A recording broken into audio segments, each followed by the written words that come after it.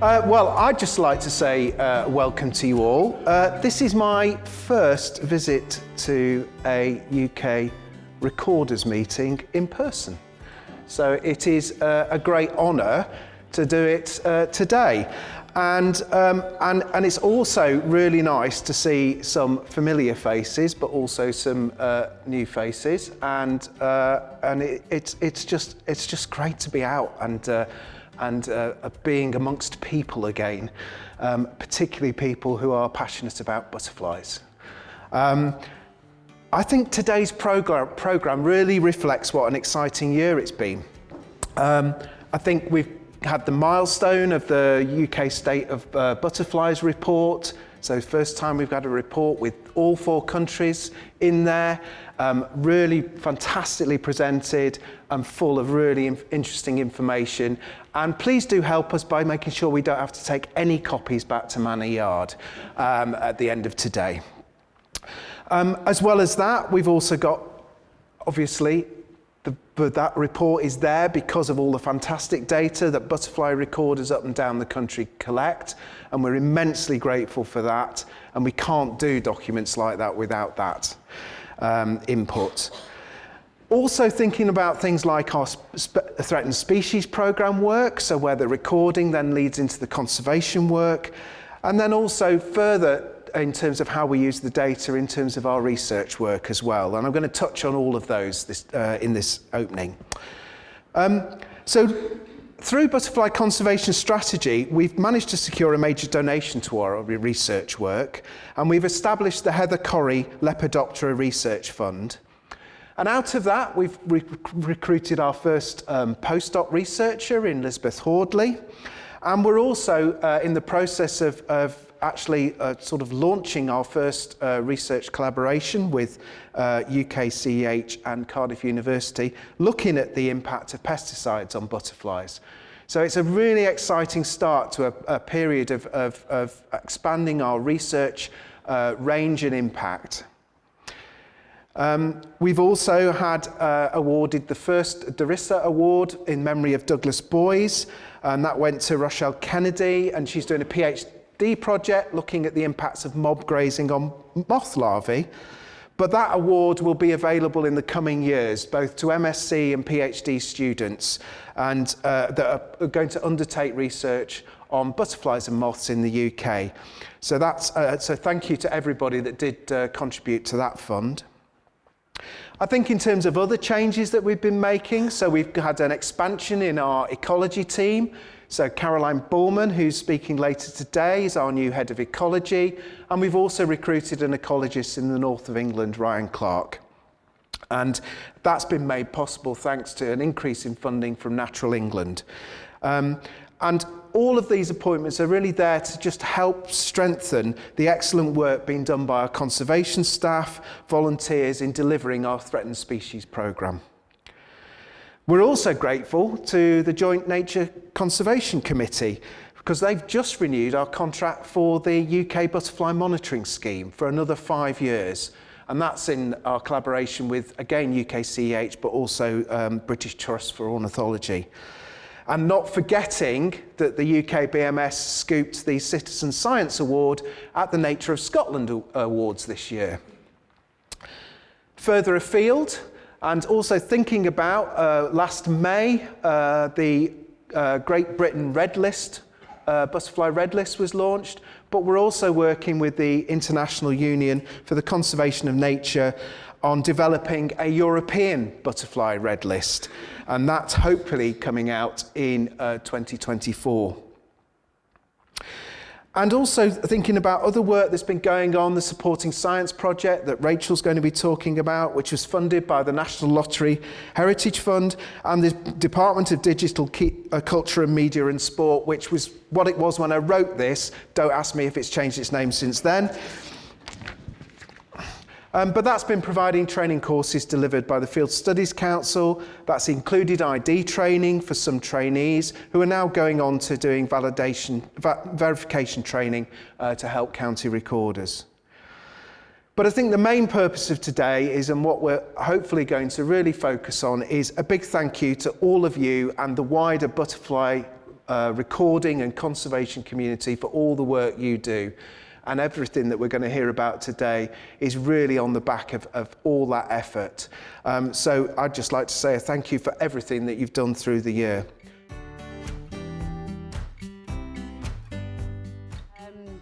So nice to meet those folks who I've been working with recently. And for those of you who don't know me, I'm Rachel Conway, and I've actually been working with butterfly conservation for 7 years. I live in Northern Ireland, and my first 5 years were with the Northern Ireland team. And then I moved into the recording and monitoring team, where I'm very happy to be, and I've been working on supporting science until recently, when my role was to support all of the UKBMS, which I'll be telling you a little bit about as we get through the first 20 minutes, which I'm not very prepared for, so bear with me. Okay, so I'm going to do a little bit of news broadcasting here. I'm going to read Chloe's notes. So Butterflies for the New Millennium is now in its 29th year and is going strong as the UK's recording scheme for butterflies. So thanks to all of you who have submitted data over all of this time, who not only observe butterflies in UK's parks, gardens, woodlands and grasslands, but everywhere else. And a message that will come through from many of the talks today is that the UK change starts at home. The UK recording scheme is a collation of local recording and assured by local expertise. So thank you, county recorders and the local verification teams who do so much to get all the data processed. So this is a very complicated data flow, and I'm not going to talk you through it. But what you need to know is that we are migrating the BNM data from Levana into Recorder 6. And this is where the National Moth Recording Scheme also resides. And this is a big task, and it's a slow task, so it's taken us quite a long time. But we're expecting completion in the next month or so. So today's big news is about butterfly migration, but not that kind. This is where we're currently migrating the data for all records for the B&M, changing the database into Recorder 6. Up until now, we've been storing all of the records at the UK level in Levana, which is an excellent custom-built database which many county butterfly recorders use. However, it doesn't match the database that we use for the National Moth Recording Scheme. The positives about this migration is that both data sets will have the same data structure. It's easier for our senior database officer to support both. It enables smoother staff access, and it paves the way for the NBN atlas. The negatives are that the migration is taking longer than expected due to a large amount of reformatting. The county data sets are queued for data entry once the records are all in their new home. And the NBN Atlas upload is delayed. If you want to know anything about that later on, then you can speak to Les or Richard, who's more involved in that than I. So, back to the data diagram. We'd like to talk about our largest butterfly conservation citizen science survey, the Big Butterfly Count. So thanks to everyone who took part last year. It's one of the world's largest survey of butterflies. There's 20 target species in England and Wales, and 17 target species in Scotland, and 15 target species in Northern Ireland, and it comprises of a 15-minute count in warm, sunny conditions. So last year we had 96,257 counts with 64,760 participants, covering 73% of the UK and Isle of Man at the 10K resolution. Bear with me, folks. So we had similar counts to 2018 after a slower start. 2019 was our bumpy year, bumped up by Painted Ladies numbers, and the 2 lockdown summers were notably higher when we had high levels of participation.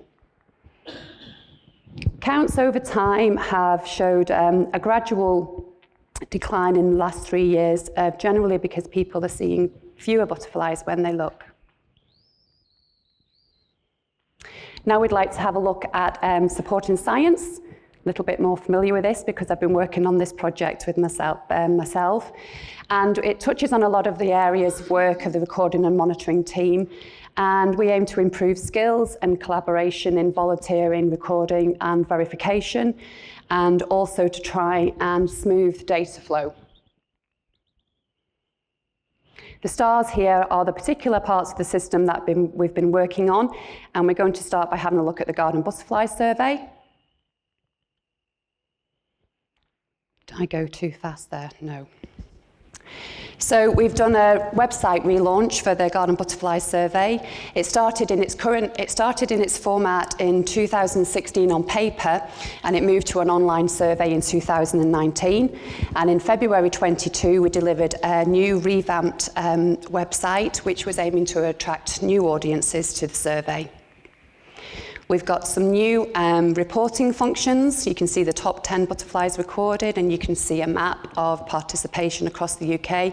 And there's lots of other functions on there as well for accessing your data. So some reports from the Garden Butterfly Survey this year. It shows a general decline in occupancy in gardens compared with 2021. It's not been such a good year. For peacock, it was a poor year. It was an earlier start to the main flight season and very much lower numbers than the previous year. Speckled wood didn't fare too badly. There was a strong early emergence, which continued in good numbers right through to the summer brood. But again, there was a peak of summer numbers a little earlier than in 2021. The speckled wood was the species with the lowest decline in occupancy when compared to 2021. So we'd finally like to finish on the work that we've been doing with training new people to develop skills in recording and verification. So we partnered up with Field Studies Council, and this was a really very successful partnership. They had a great database of people who were interested in biological recording and learning more about wildlife.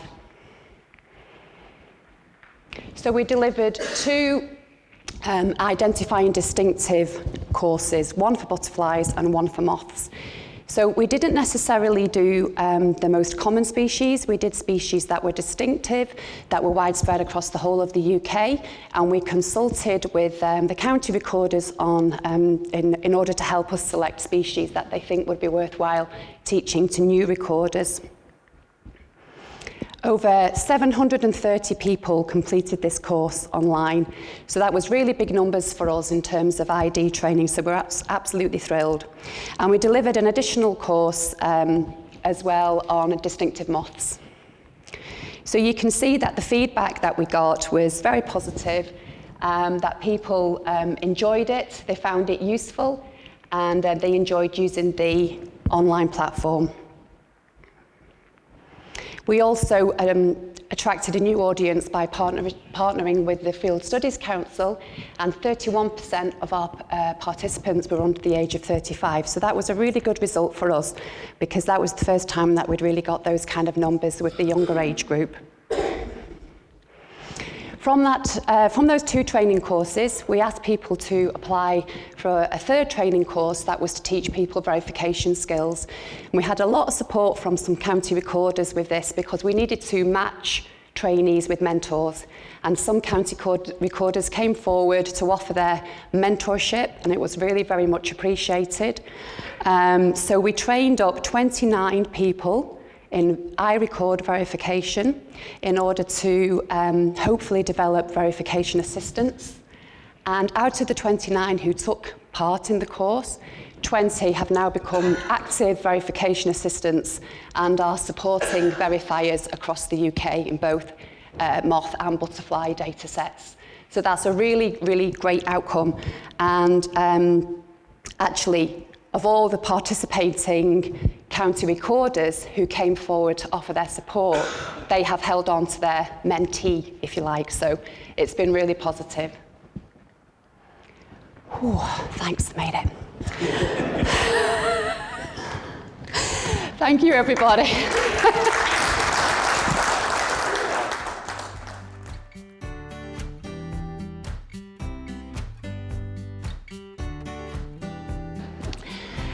So, UK Butterfly Monitoring Scheme updates. The UK Butterfly Monitoring Scheme is delivered in partnership with our colleagues at BTO, Centre for Ecology and Hydrology, and our funders, JNCC. So, we've had some staff changes this year. So, I have come into post as Butterfly Monitoring Officer. When I was working in the Supporting Science project, I did 1.5 days a week supporting the standard Transect network and regional coordinators in the UKBMS. And then there was opportunity for me to also take on coordination of the wider countryside butterfly survey in November. And I leapt at that chance, and now I am the first point of contact for all UKBMS queries. So if you have any UKBMS queries or you need information, you come through to me. Consider me Ian's receptionist. I'm the gateway to Ian. I'm not quite as scary as the GP's receptionist. And if you want to send any queries my way, if I can't answer them for you, I will pass them on to Ian, and that just helps us manage the workflow. In terms of data support, I can do quite a lot of low-level data requests. I'm like the smartphone app version. Ian is full PC version. So again, I'll send over to Ian if there's anything that I can't handle. But as time goes on, we're sort of planning for me to develop a little bit more skill in helping you with your data requests. So Megan very kindly moved on to leave me that opportunity, so I'm grateful to her for that. She did two excellent years as Wider Countryside Butterfly Survey Officer. She did a great job of supporting the volunteers and champions. She introduced a lot of efficiencies into the scheme, and she also really kept all its systems shipshape behind the scenes. And Megan's been really great support to me as well while I've found my feet. Now, fortunately, we've not lost Megan. She's gone on to a new role as engagement officer. So we've kept her within BC, which is also good news. There's staff changes also at our partners in the breeding bird survey. Sarah Harris, who was our colleague at the BTO, has moved on after 8 years. And we'd like to thank Sarah for everything that she did to support and promote the scheme during her time, because she worked very hard. And we wish her all the best in her new role as Seabird Monitoring Programme Officer. So she's been replaced by James Haywood. He's got responsibility for overall coordination of the breeding bird survey, and David White continues to support the volunteers on the breeding bird survey and the wider countryside butterfly survey squares on BBS squares. Thank you also to retiring champions. Laura Civil has retired as regional coordinator after 20 years in the role, and Nick Bowles has retired as the wider countryside champion for Upper Thames. Laura, was for Lancashire. She served in Lancashire, and we're very grateful to her for all her time. So welcome to new wider countryside butterfly survey champion, Peter Phillip. Now, we've got vacancies for both the regional coordinators and the champions. Regional coordinators in Cumbria, Lancashire, Scotland and Wales. There's a number of posts in Scotland and Wales. And in terms of champions, Northern Ireland, Cheshire and Wirral and Lincolnshire. Now, one of the lessons from supporting science is you maybe sometimes need to look in different places for your volunteers. There are lots of willing volunteers out there. And when we invited them in, they came, and we've now got them working in really key roles. So I don't think you can assume there's a level of experience required to take on a job. If you're thinking of having a go, don't think to yourself, oh no, I can't put myself forward for that because I haven't served so much time or I don't have that experience. We can support you in that role, and I'd rather have someone in role who is learning on the job than no one at all. So if you're that person thinking, I'd like to have a go at this, but I just don't know whether I should put myself forward, my advice is please do get in touch.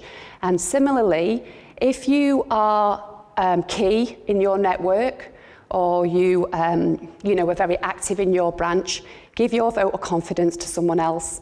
Because I think one of the things we realised through supporting science is when somebody said, I think you'd be good at that, go for it, they came forward. So I think there's a lot of people waiting to take on roles but just need that little bit of reassurance. So I expect a flurry of emails when I get back on Monday, please. Okay, I'm back onto the results. Oh, sorry, no, some UKBMS support updates. So we have a new enter count on the header bar. That's proved successful this year. So you can go onto the header bar and click enter count. We've got a new, see if I can use that little, you have to hold it in, there we go. New finished for the year box, so if you can tick that, it's at the bottom of your My Walks calendar. You can tick that to show your regional coordinator and your champion that all your data is in. And we've also got, for regional coordinators and champions, you can go into Walks branch users and check the status. So you just need to follow up with the people who haven't clicked their finished for the year box to save you a little bit of time. We've also got a new FAQs section on the website. That's been compiled from all of the queries that come in from the network, and that's a dynamic thing that will change over time as the queries change. And we've got a lot of training videos on the website now, submitting your records, accessing your data, and adding transects online and drawing your wider countryside route with wider countryside butterfly survey route. We've had some good feedback from those videos and they're proven very helpful to people. I've also got another few videos to produce in the next couple of weeks. So we'll have some more support online in terms of the methodology and setting up transects in the field. So as Russell said, we're really thrilled to report that JNCC have funded us for another 5 years. We thank our partners for their ongoing collaboration and support during that time, the partners at the BTO and the CEH. So that's good news, so we can continue to work with you for another 5 years. And we're also supporting the JNC in a habitat monitoring survey. So they're interested to garner perceptions about interest in a habitat citizen science survey. So they want to explore the feasibility of increasing the amount of data that we have and collecting that through the network of recorders. We're going to support them by circulating surveys through our existing communication channels. So look out for an email from me towards the end of March or April if you're involved in UKBMS. And the surveys are really sort of gather your interest in recording habitats and to give your feedback on the surveys themselves. Purple hair streak monitoring. So we introduced this to you in 2021. The methodology was trialled. I think it was felt that it needed a bit of a tweaking because we were asking people to walk along and look up at the same time. I feel a bit like I'm doing a purple hair streak monitoring session here, actually. And so what we did is we changed the methodology for 2022, and we changed it from a series of continuous transects to transect sections to a series of survey points. So that was trialled this year. You go to your survey point and survey the tree canopy for 2 to 3 minutes, depending on how many target trees you have. Feedback was positive, so we're going to be rolling that out proper this year ahead of the season, the purple hair streak season. So you set it up as a normal transect, but you click single. If you want to do one, you click the single transect there, and you give this is the important bit, a detailed description of the survey station, which way to look, etc. So you need to get that filled out so that someone who's coming to do the survey after you would know exactly where they're looking. Okay, so highlights for the scheme. Wider countryside coverage up by 7%. It was the second best year for coverage across the scheme. So we're not quite back to 2013 level, but we've certainly made a good recovery from COVID, so that's great news. Branches with the greatest coverage in 2022, the Dorset with 75, Gloucestershire with 48, and Beds and Northants with 45. Well done to all the champions and recorders in those areas. I think it's important to recognise growth as well, because some branches can have a small number of squares, but they've actually done a great deal to increase that within a year.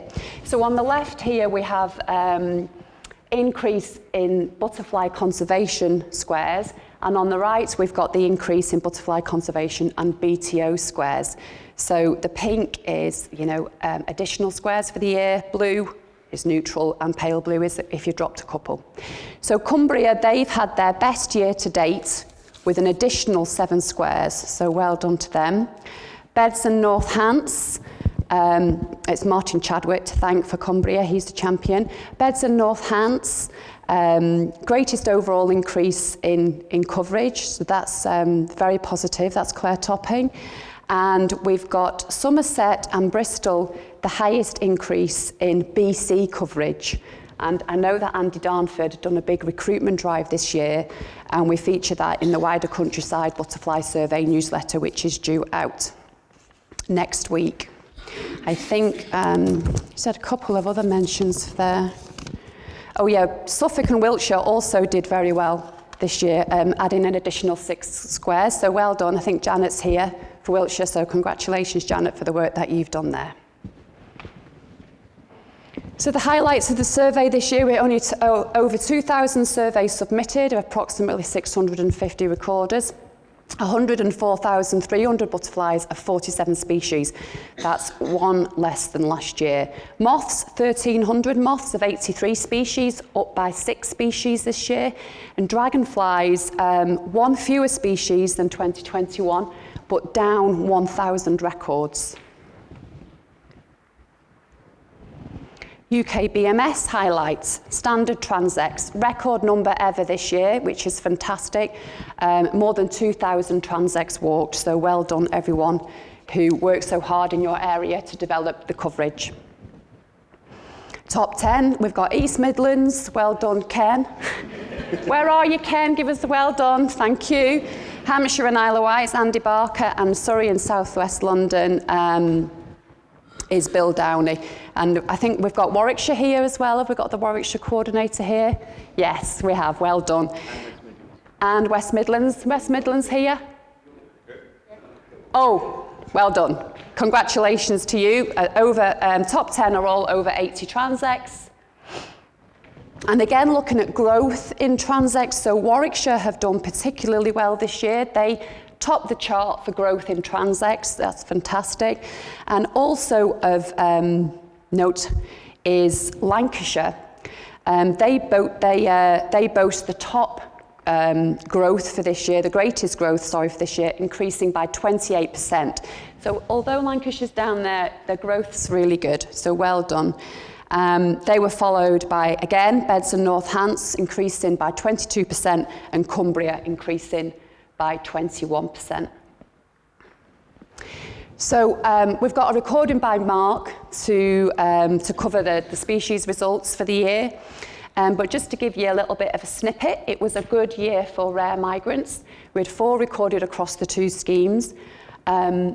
Large tortoiseshell was seen in North Hants and also in Dorset. Long-tailed blue seen on 2 transects in Jersey and on a transect in Southampton. Queen of Spain Fritillary, a transect in Essex and 3 transects in Kent. And pale clouded yellow was seen on a Wider Countryside Butterfly Survey square on the 7th of August, determined by some guy, Martin Warren. You determined that? So we know that's a good record. So thank you all, thanks to all recorders, data submitters, coordinators, champions, trainers, mentors and partners. Now when I said partners here originally, I meant our organisation partners. But actually I thought, you know what, I bet there's quite a lot of partners who support their other half to do their UKBMS and all their other, and moth trapping and all their other things that they do. So I thought I'll keep them in and I'll thank the BTO and the CEH and JNC separately. Your contribution to the UKBMS is so important. I am so proud to work on UKBMS. It's one of the world's most important insect surveys, and your efforts help shape research, policy and conservation, not only at a local level, not only UK-wide, but at an international level as well. And you know, we should be very proud that we are part of this huge collective conservation effort. So you really are doing your bit for butterflies. Well done, everyone, and I look forward to working with you over the next 5 years. Thanks. Woo!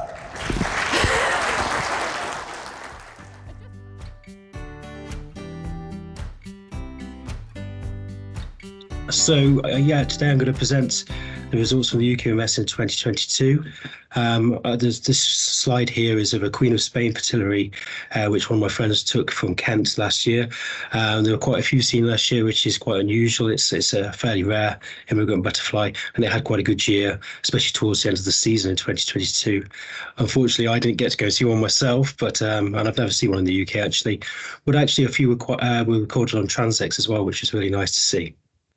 So as per usual, I'd just like to start off by asking people not to share this on Facebook or any other social media, because our press release will go out next week and we want to try and get maximum impact from that. So if you could just hold off sharing these results, please. Thank you very much. So I'll start with the number of sites in 2022, which again was just phenomenal, an increase again. And as you can see, after a couple of years following COVID, where the numbers dipped a little bit, they picked up again here, and we had the record number of transects and also the record number of sites in total for 2022.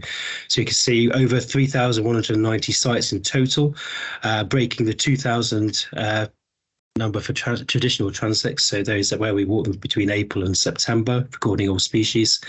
Nearly 300 targeted surveys, which are really important for plugging gaps on those rarer species and those species in habitats which are harder to get to, so that we can get more data on those.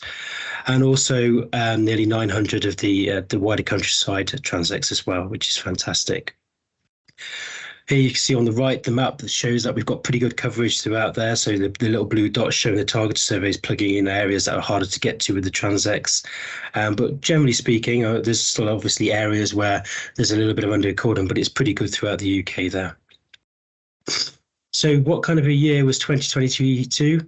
It was ranked above 2021, so it was a better year. There's a slight increase, but you can see it wasn't that much, and it's still only just above average in terms of how it was ranked in the 47-year series, 27th there.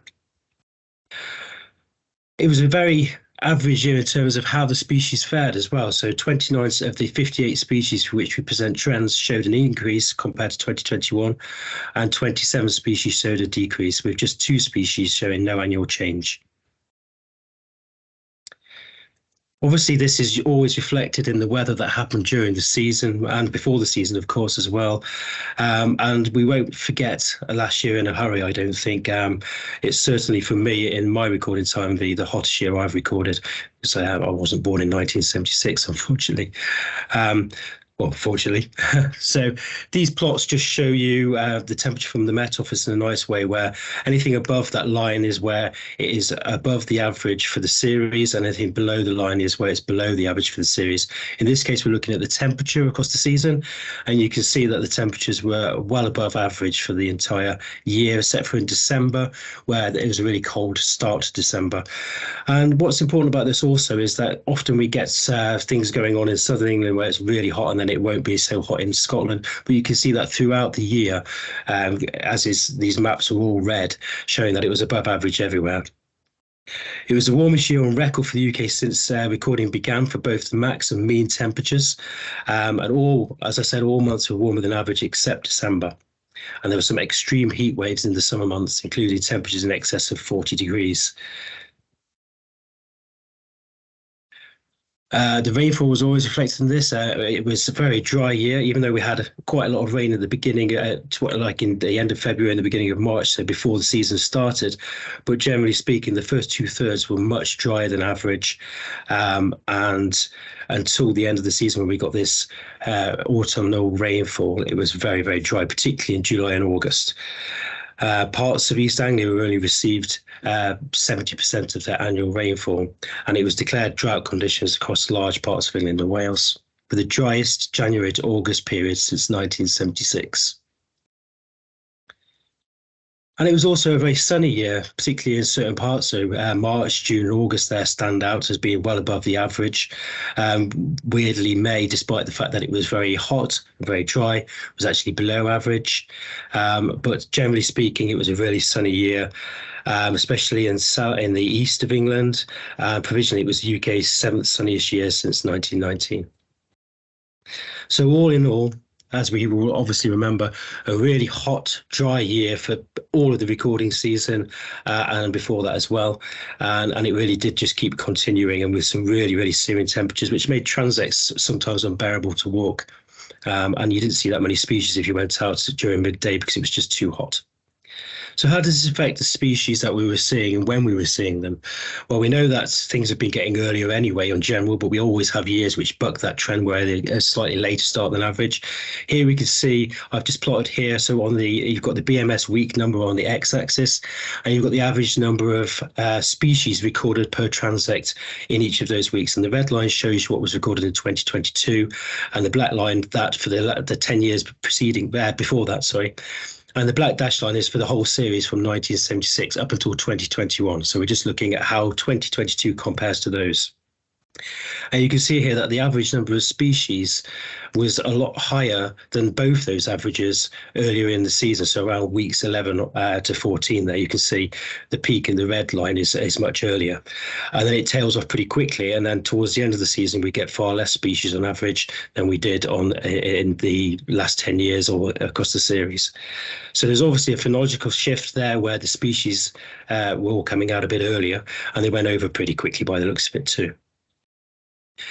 Something very similar happened with the average number of butterflies recorded, except for there wasn't so many weeks early on in the year where the average number of butterflies recorded were earlier, so that we were getting bigger counts earlier in the season. There were some, as you can see there, in like weeks 10, 11, 12, but then it all kind of caught up. And that peak is very sharp. So the red line there, what I didn't explain is this is now on the y-axis, this is the average number of butterflies recorded per transect rather than the number of species. And this is again compared with the 10-year average and the series average. And it's a really sharp peak there, and over pretty quickly. And what you can see is that towards the end of the season, the average number of butterflies recorded was far less in 2022 than it was for the 10-year average or for the seasonal average there. And just to go back to what I showed in last year for the 2021 data, where it was a quite late year, you can see there that the peak is rather similar, although it is a bit narrower in 2022. But you can see how different the positioning of it is. In 2021, it was roughly in the middle of the series average and a little bit later than the 10-year average, whereas this year it's been brought right forward.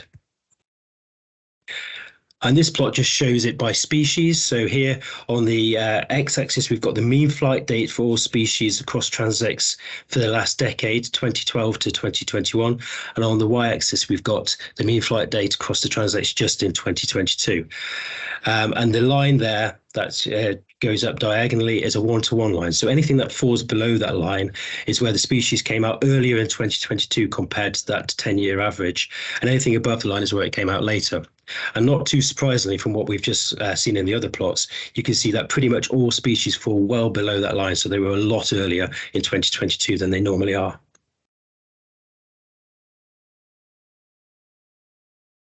I've highlighted a few species here just to show you, first of all, how the season changed.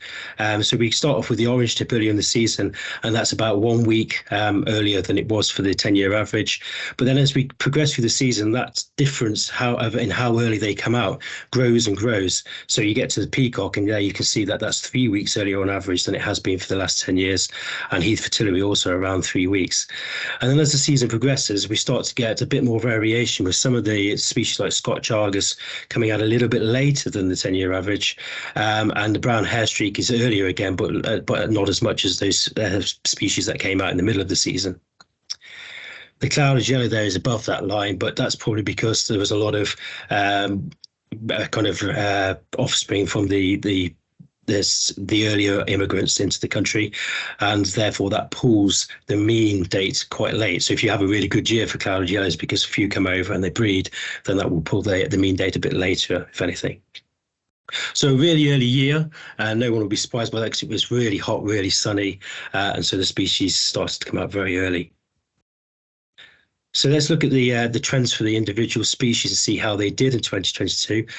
Following the fact that half the species had increases and half of them had declines, it's not too surprising to see that the family trends show roughly a similar 50-50 split, with three families, the skippers, the whites and the vanesses, all showing annual increases, whereas the browns, the blues and particularly the fritillaries showed annual declines. Swallowtail, which isn't in any of those groups, didn't have a particularly good year. It was a below average year and a second year of decline, following declines in 2021 as well, down by 17%. But the population for this species on the sites that's recorded in East Anglia shows a stable population trend in the long term. Looking at the skippers, and it's great to have the checkered skipper data back in again after we didn't have enough sites last year. We got some more data for 2021, and then we had plenty of data in 2022, so we can look at that species again and add that to this composite for the skippers. They were up by 7%, and you can see that most of the species showed an annual increase, which is really nice to see. Grizzle skipper there was one of the only two species that showed a decline, along with checkered skipper. But it's worth noting with checkered skipper that although there was a decline compared to 2021, it was still a very good year in terms of the series, with its third best year on record.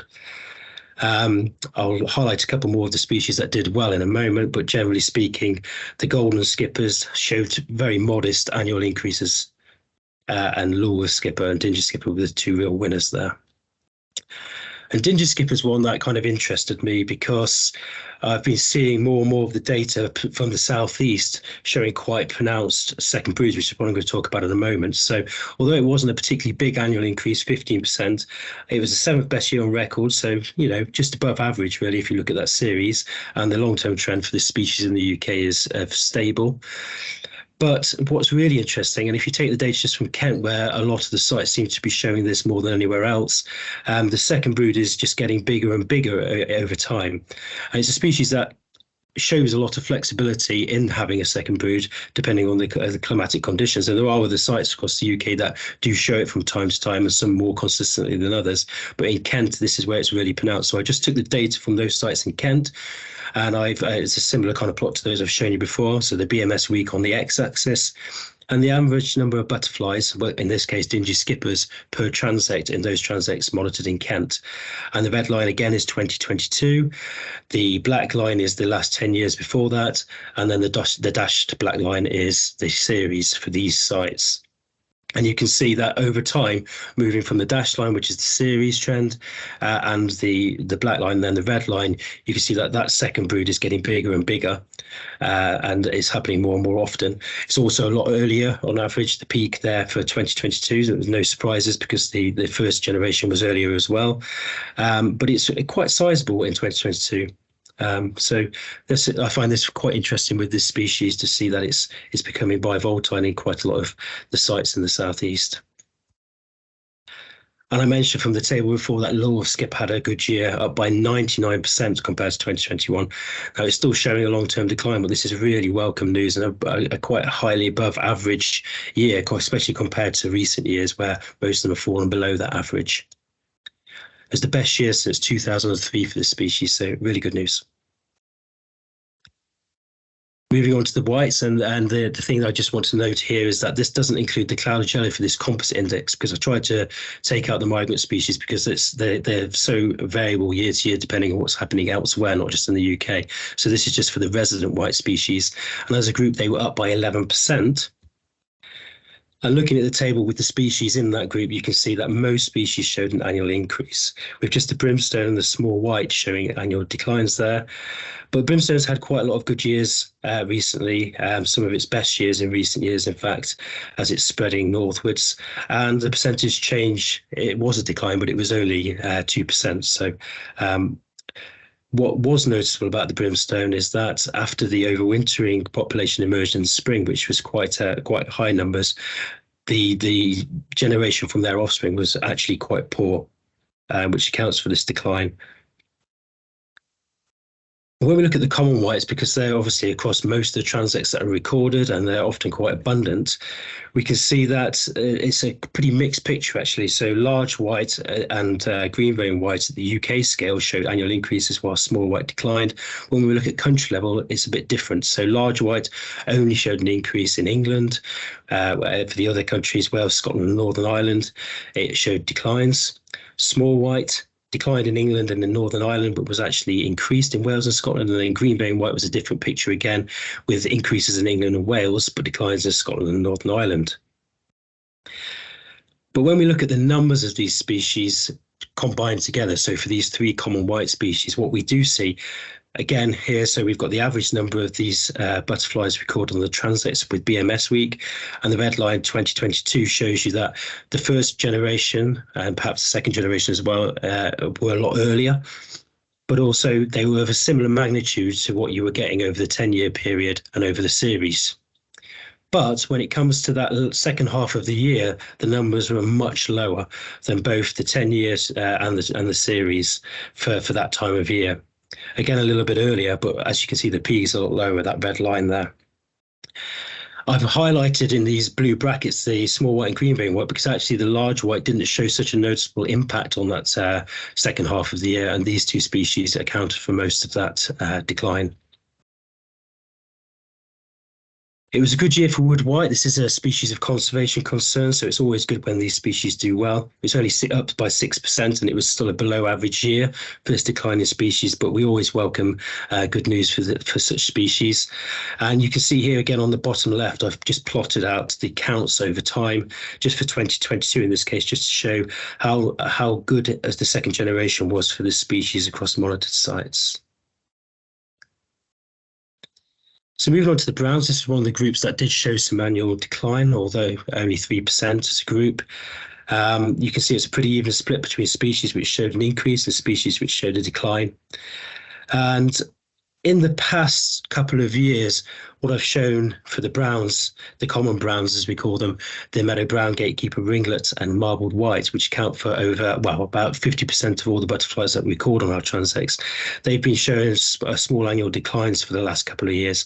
And that's remained true for the marbled white and the meadow brown, the two of the four species that come out slightly earlier, with a 4% and an 8% decline from 2021 for those two species. But when we look at the gatekeeper and the ringlet, they both did rather well in 2022. So ringlet was up by 38% and gatekeeper by 17%. So a mixed bag for the browns there, and quite interesting. What I didn't get out as much as I would like to have done last year, actually. But what I did find with, especially with the ringlet and the marble white, is that they came out. The emergence was kind of very sudden, seemed to peak quite quickly and then go over very quickly, and then they just weren't there anymore. A meadow brown, which is usually drags on through the whole season, actually disappeared fairly early on, and there weren't any in the last few weeks at all. That's just on my transects, of course. Scotch Argus was the biggest loser of the browns. It's recorded its fifth lowest index in the UK, with down by 40% compared to 2021. And in Scotland, it recorded its worst year since recording began for the species, with a 53% decline compared to 2021. And it shows across Scottish sites, it's shown a significant decline over the last decade. So moving on to the fritillaries, this is the group that seemed to show the biggest decline as a group compared to 2021. So it comes as no surprise when I show this table that only a couple of the species actually showed annual increases. That's the Marsh fritillary and the silverwash fritillary, and the rest of the species showed differing amounts of annual decline. Again, worth noting for the dark green fritillary here, it's had a lot of good years recently, and actually, although there was a small decline compared to 2021, the species still showed its third best year on record. So it really is still doing very well, even despite a small decline. The Marsh fritillary had a 14% increase, but it was still, and it was above average here, but still close to the average. This species has a long-term trend of stability, and it seems to be popping up on lots of sites that it's never been recorded before across southern England. Not all of them sites you'd expect it at, and it's quite interesting to see how many new sites this species has started to be recorded on. But these trends exist because of the sites that have had this species on for a long time. So this increase is genuinely what's going on with this species across those sites. So it's nice to see this rarest species of Fritillary doing well in 2022. Unfortunately, it wasn't such good news for the small pearl border Fritillary, which had its second worst year across sites in the UK, down by 32%. And when we look at its English populations on monitored sites, you can see it had its worst year on record, down by 30%, further kind of corroborating this long-term decline for this species. Next, the Vanessids. Again, here, I just say that I've not included Red Admiral and Painted Lady in this composite indices, but Red Admiral is arguably resident across much of its range in the UK, but just for consistency, I've removed it from this particular plot. So for those 5 species that are classed as always resident, they're up by 9% compared to 2021. And it was a pretty mixed bag. I keep saying that, of course, because half the species did show increases versus roughly half showing declines. And that's the same for these Vanessids, with Purple Emperor leading the way with a 55% increase compared to 2021. Our kind of garden species that we're very used to seeing, peacock, small tortoiseshell, and Red Admiral all did rather poorly in 2022. Red Admiral was down by 46%, and small tortoiseshell continues its long-term trend of decline, with a 32% decline compared to 2021.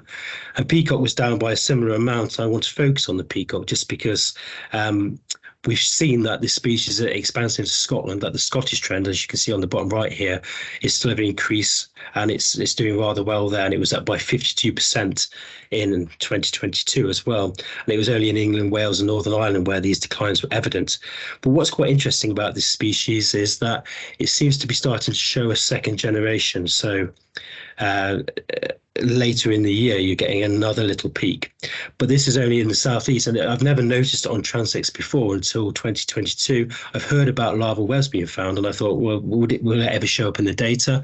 I'm not convinced it has yet, but I'll show you these plots. So what I've done is I've split the data for the southeast of England and the north of England as coloured on the right in this map. So the blue sites are the northern ones, and the red ones as I coloured in there for the southeast, and then plotted the average number of peacocks recorded per visit across the BMS season there. So north is on the top plot and southeast on the bottom plot, and you can see there that the orangey red line is for 2022.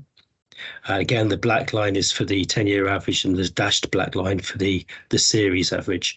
And obviously, because peacock didn't do so well in 22, that red line is below all the other lines.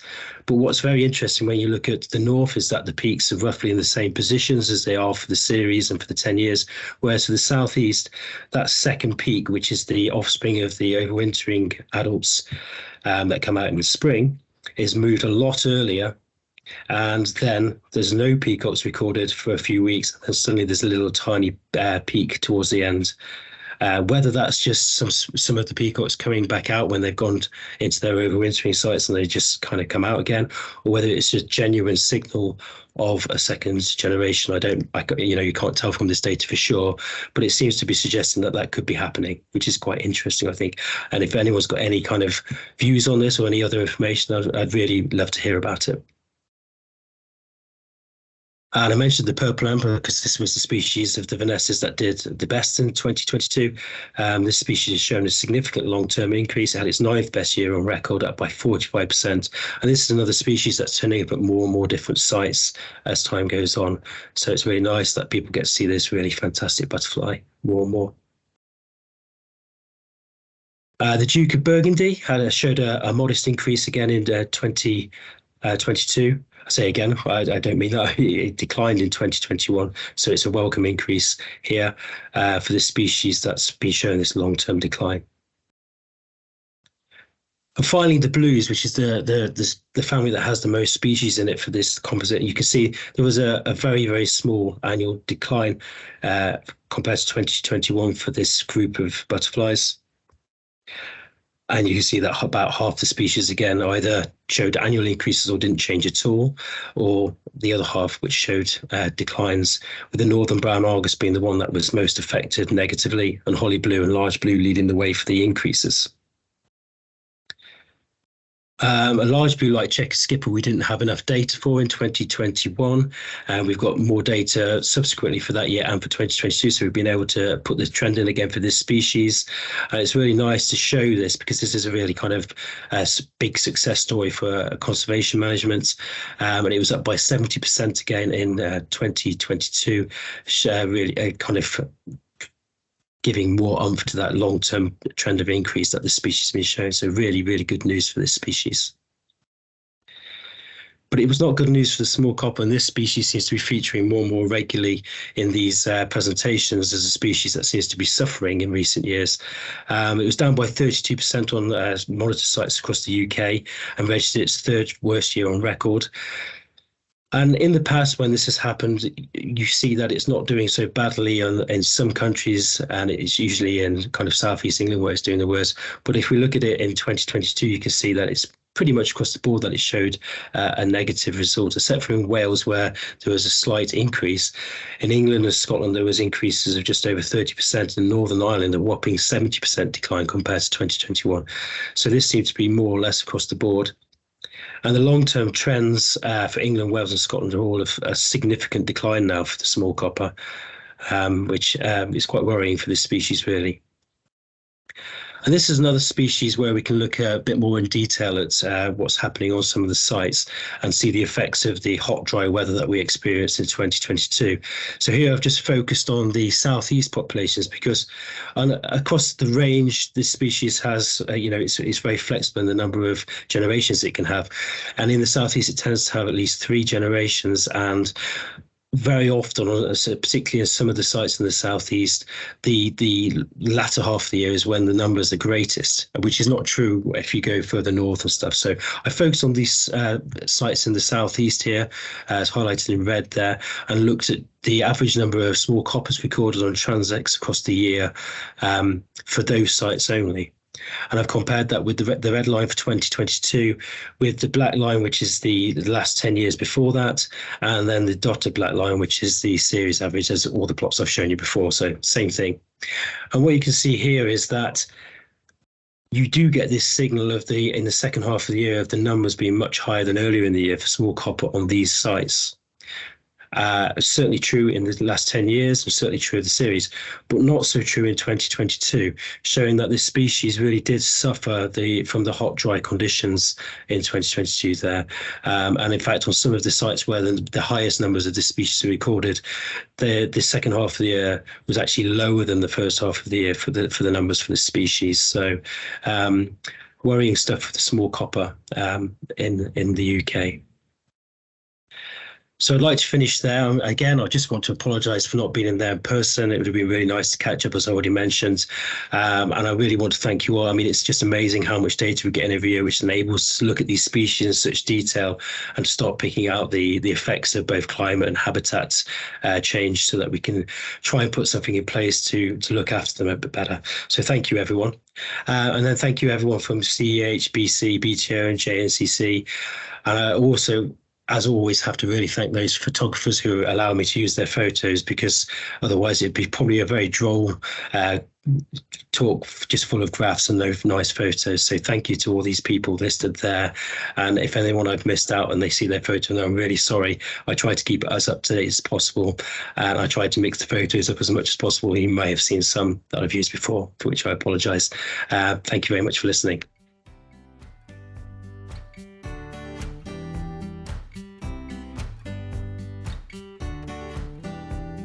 So now we're going to skip to the other end of the spectrum, really, because having a lot of Mark's talk was focused on how butterflies fared in 2022 compared to the previous year. And I'm going to give you a quick run through of the new State of UK's Butterflies report, which is very much focused on long-term change. So this is the 5th such report, the 5th State of UK's Butterflies report that we've done since the first one back in 2001. And it presents a thorough assessment of the changing fortunes of our breeding butterfly species over the long term, as I've mentioned. The The report is entirely based on all of the hard work that you and tens of thousands of other recorders get involved with every year, year after year, that is funneled through the two main recording and monitoring schemes that we've already heard quite a lot about this morning, so I won't labour too much. But these are the UK Butterfly Monitoring Scheme, which is illustrated there in the map on the left. Those are the sites that contributed to the UK Butterfly Monitoring Scheme in the year 2019, and the Butterflies for the New Millennium recording scheme, which is illustrated by the map on the right, and that shows the coverage of records in the most recently completed 5-year survey, 2015 to 2019. And we took somewhere around 23 million butterfly observations from these two sources, dating from the 1970s up until the end of 2019 to conduct the new analyses and produce this new report. So when I talk about now, in terms of my talk and this report, we're talking about up to the end of 2019, rather than, you know, what's happening last week or indeed last year. So apologies if I'm a bit slack on that, but I don't want to have to keep repeating 2019 or 2015 to 2019 all the time through the talk, because it'll be very dull. As you know, these two sources of data are quite different. They're gathered in very different ways, and they require different approaches to analyze them.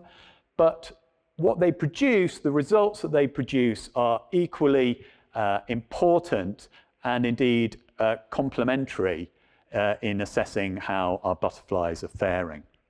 So both types of recording, whether it's a rigorous, standardized monitoring that's done through the UKBMS and the wider countryside butterfly survey, or it's the more opportunistic recording that you might just do when you go out and about in the countryside, that feeds into Butterflies for the New Millennium. They're both really important sources of data.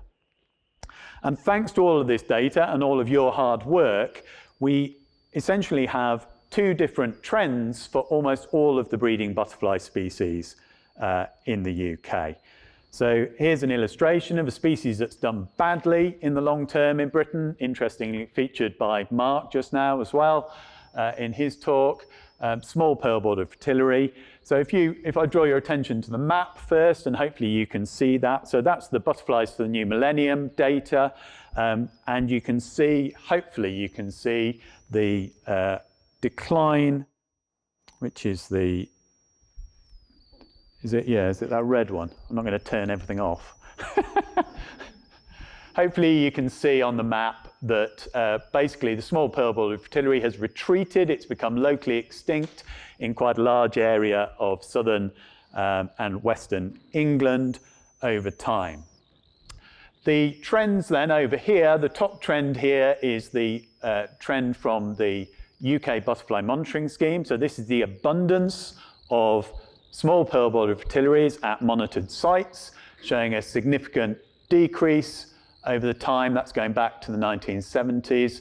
And then the lower graph is modelled data from the Butterflies for the New Millennium. So that's the distribution of small pearl-bordered fritillary across the UK, well, across Britain, because it doesn't occur in Northern Ireland, showing a big decrease over time as well. And just another quick example, this time of a species that's done really well in the UK in the long term, the comma. And again, if I draw your attention to the map to start with, so there's the comma's distribution back in the 1970s. And as I'm sure you know, the species has romped northwards, colonising much of northern England by the end of last century, and that increase has continued strongly since then. And again, that's reflected in the two plots on the other side. So again, the top one is the abundance of commas at monitored sites from the UKBMS, from the transects and wider countryside walks, showing a very strong increase. And the lower graph is the distribution trend from the Butterflies for the New Millennium data, again showing a massive increase over time. Right, I'm going to get on to the results really now, because you know a lot about the recording schemes. We've heard a lot about the recording schemes already. So let's get into what the actual report shows in terms of how our butterflies are doing. What is the state of the UK's butterflies? Now, I don't really expect you to be able to read this graph, but these are all the species trends. So on the left-hand side are the abundance trends, and on the right-hand side are the distribution trends. And the species are ranked from the species that have done best, the ones that have the most positive trends at the top in blue, down to the ones that have the worst trends, the most negative trends at the bottom in red. And the bolder colours are the trends that are statistically significant. Now that's going to be important. That will come up quite a few times in the next few slides. The statistically significant trends are the ones that we can be most confident about. So they're not necessarily the biggest trends. Some might only be small changes over time, but we are more confident about them. We can rely on them as being true. So we can see, well, if you could read it, which I'm thinking you probably can't, it's just about legible from here, but probably not from the back. But up at the top, we've got species that have done really well over the last sort of 40 years or so. The large blue, of course, with its famous reintroduction program and loads of fantastic conservation work that's run alongside that. Species that's doing extremely well. It's moved from being listed as extinct in the red list through critically endangered and now listed as near threatened on the most recent red list. A species that's doing really, really well thanks to conservation efforts. Checkered skipper was also mentioned in Mark's talk just now, species that's doing really well in Scotland in the longer term, and as you're probably aware, has been successfully reintroduced into England and a butterfly conservation-led project in recent years, which is fantastic.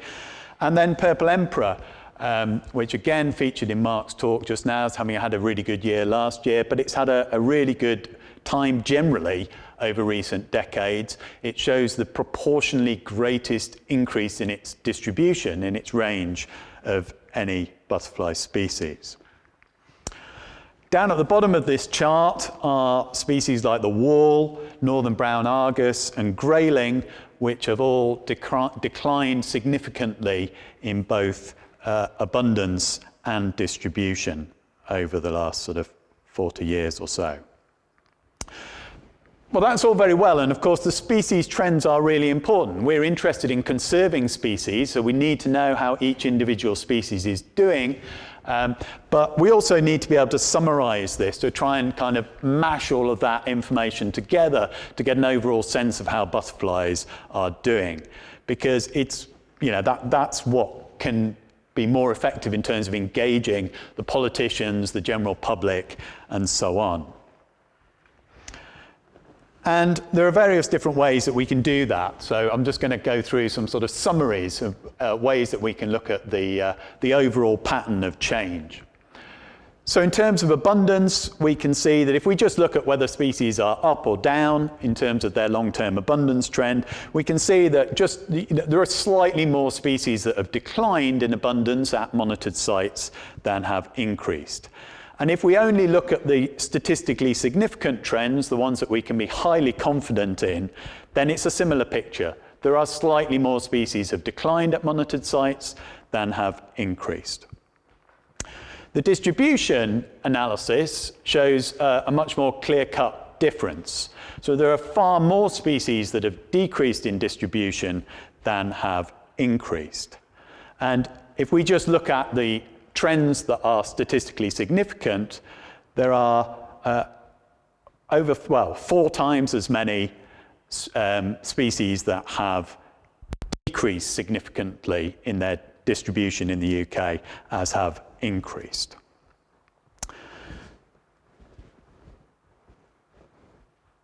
It's worth pointing out, I think, at this point that, of course, there are some species that are declining across the board. They're declining in abundance at monitored sites, when they're also declining in distribution. There are others that are increasing in both, like the comma that I showed. But there are quite a lot of species that have different trends.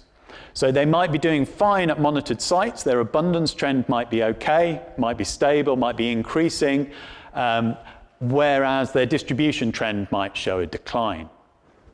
And that's, that might be because the monitoring is done, mainly the transects and things are done mainly at nature reserves and other sites that are being managed for nature conservation. And so numbers are being, the species are being conserved effectively at those sites, whereas out in the wider countryside, populations are still being lost at sites that aren't receiving suitable management.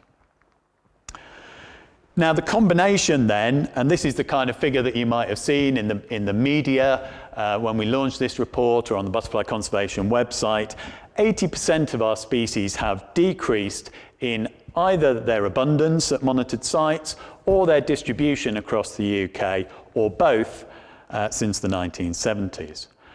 But because of what I was just saying about some species having contrasting trends in these two measures, it's also true that 56% of species have increased either in their distribution or abundance or both. So it's still a bit complicated. Again, if we just look at the statistically significant trends that we can be more confident about, overall we find that twice as many species have decreased significantly in one or other of those measures as have increased. So there is a clear pattern of overall decline. Now, another way that we can try and summarize all of the different individual species results is with a wonderful or terrible, depending on how you feel about these kind of things, how data-y you are, graph like this. And what's happening here is that the trends for all the different species are being merged together. In the case of the black line that runs across the middle there, that is all species. So this wiggly line that shows the year-to-year changes, and then the smoothed black line that runs through the middle, are the trends for all species put together for their abundance since the 1970s. And this is the trend over here. So you can see that overall, there is no real change. There's no worrying loss of abundance in that trend, in that indicator. But that is not the total abundance of butterflies. So don't treat that as thinking, oh, well, there are as many butterflies now as there were back in the 1970s. That's not what that means. What it means is that butterflies have, on average, not declined in distribution at monitored sites. If that doesn't make sense, come and talk to me afterwards and I'll try and explain it again. Okay. So the black is the all species trend, but and it shows no real change over the past 45 years or so. If we just look at the habitat specialist species, which is this blue line down here, and that's the trend, we can see that the habitat specialist butterflies have significantly decreased in their abundance at monitored sites. And then this is the same thing for the distribution trends. So again, we can see that when we smash all of the trends for all of the species together into that black line in the middle, there is a major decline in the distribution, on average, of butterflies in the UK since the 1970s. And that when we look specifically at the habitat specialists down here in the blue line, their decline is very severe indeed. Right, let's check I'm not missing out anything important. Okay. So a third way of trying to summarize the trends, and a more visual way, perhaps an easier way of sort of getting this across to the general public possibly, is using our own equivalent of these climate stripes. So you may have seen, hopefully you'll be aware of, they're quite famous really now, the climate stripes, the red and blue stripes that have been used so effectively to demonstrate the changing climate. They appear all over the place nowadays. They were on the sleeves of a championship football team the other week. I saw in a match. I think Reading were wearing the climate stripes on their sleeves, which was really cool. Anyway, so we've done a butterfly equivalent. So in this, the colour of each year represents the value of that all species distribution indicator. And as the colours change from green through yellow towards grey, that represents the decline of the indicator, the declining distribution of our butterflies on average in the UK over the past, getting on for 50 years now. Okay, right. As Russell mentioned in his introduction, this is the first State of UK's Butterflies report that has a separate analysis of both abundance and distribution trends for each of the 4 UK countries. So I'm just going to quickly have a race through some little snapshots from each of the 4 countries. So England's butterflies have fared worst.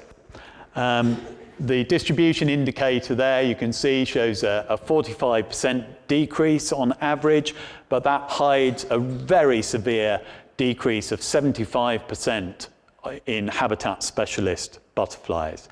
And while the abundance indicator shows very little overall change, again, the habitat specialists have done badly. They've lost about a quarter of their total abundance since the 1970s. But even in this really gloomy picture, there's some really positive examples where conservation work that many of you are involved in, and our branches and members of staff across the country are involved in, has had really positive effects. So the wood white is a good example of that.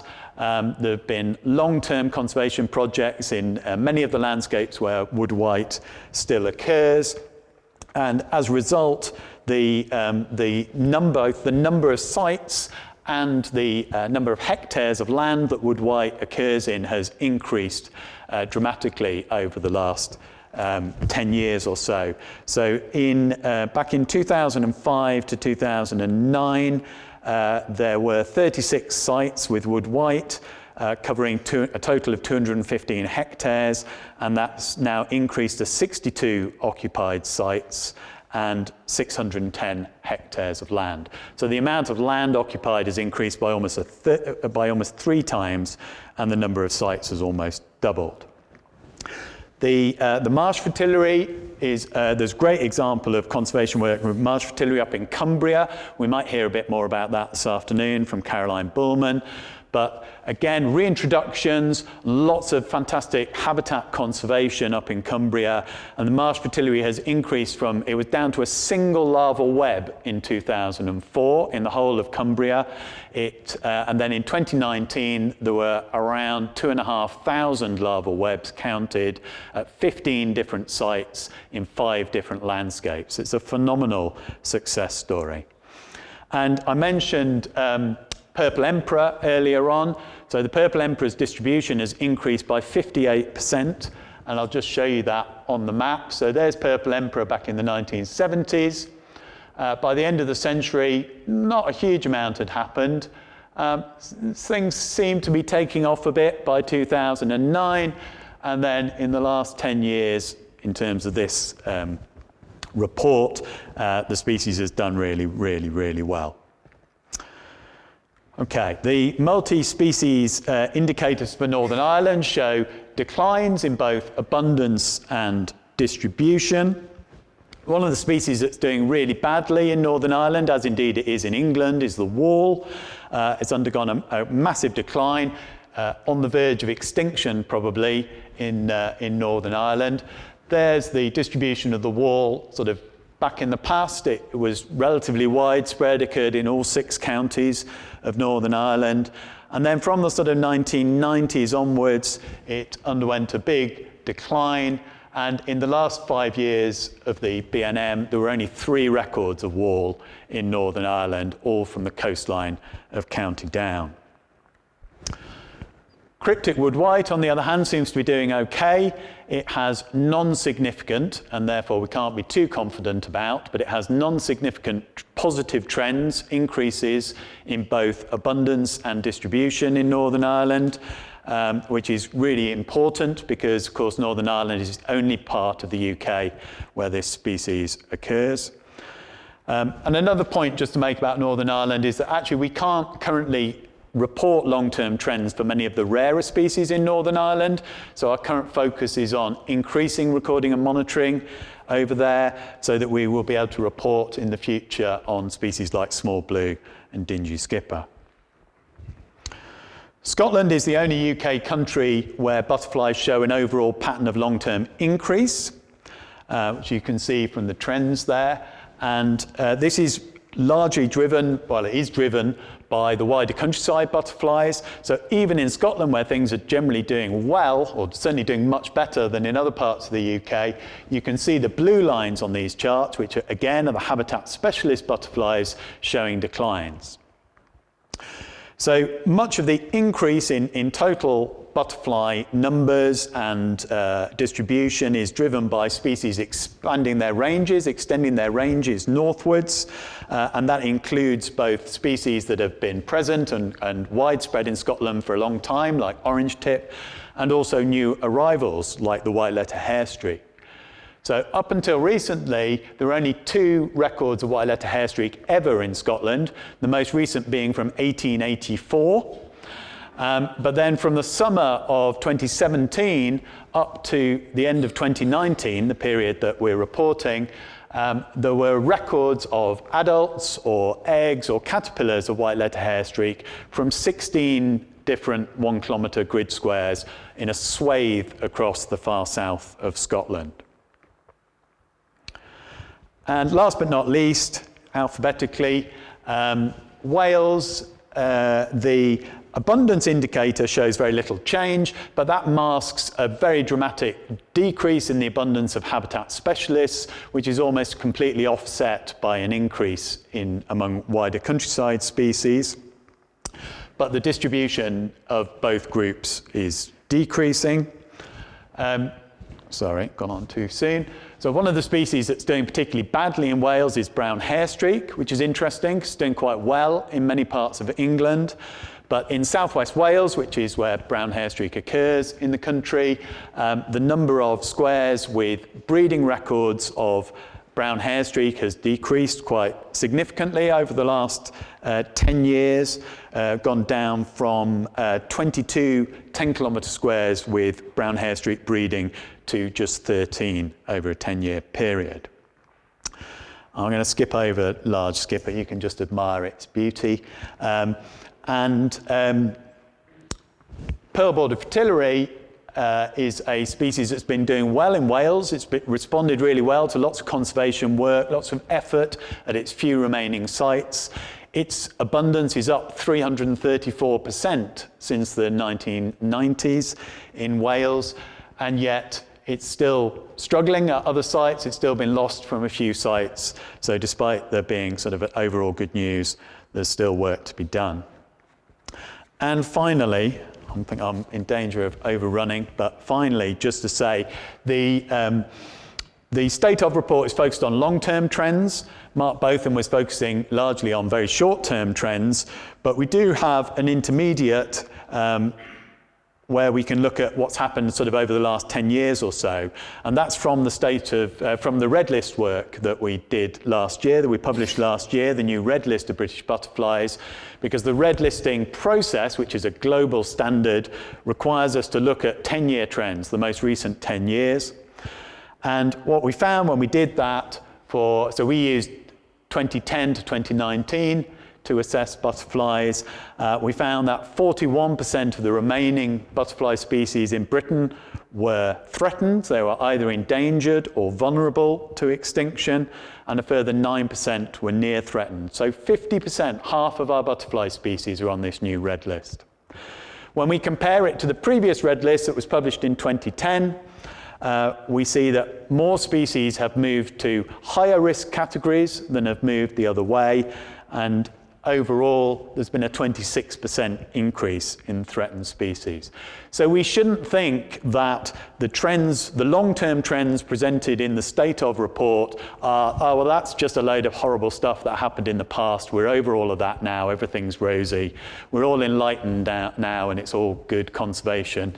The short-term trends, the shorter-term trends are worrying as well. So in short, it's a pretty bad picture.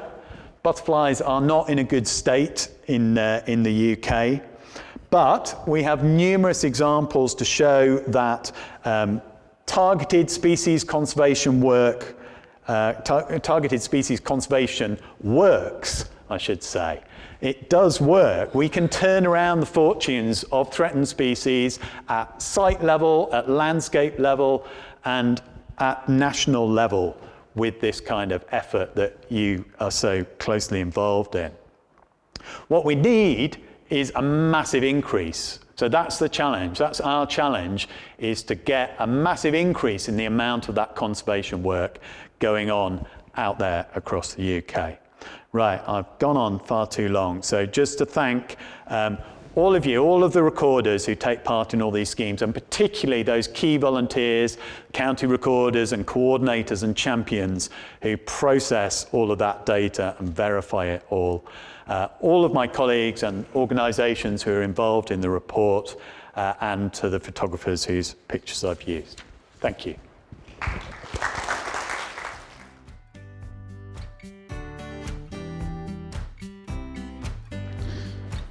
Right, you've already spotted my name. I've put my job title up there as well. It's really important. Former Temporary Deputy Junior Trainee Acting Butterfly Recorder 3rd Class. And I'm particularly proud of that. I've put a few pictures on this front page just to give you an idea of what I'm going to be using further through. It uses the Vice-County boundaries, 15 and 16, East and West Kent, as the overall outline. The grid on there is 10K grid and tetrads, and the red dots are each tetrad that's got a butterfly presence, and the scale used is number of records per tetrad.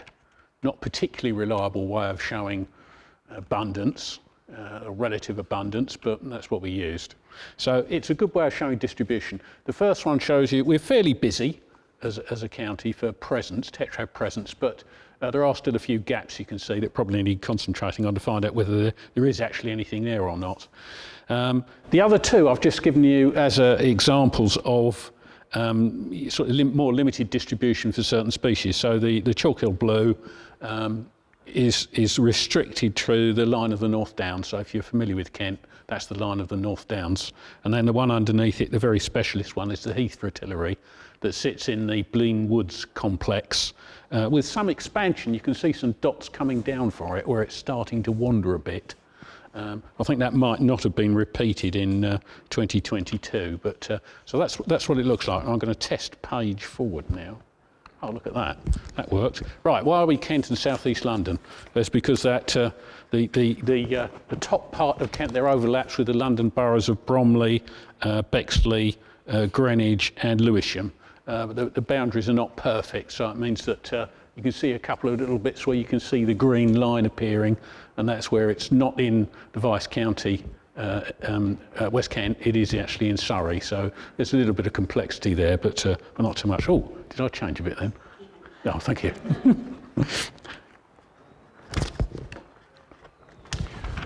Right, a very quick one this time.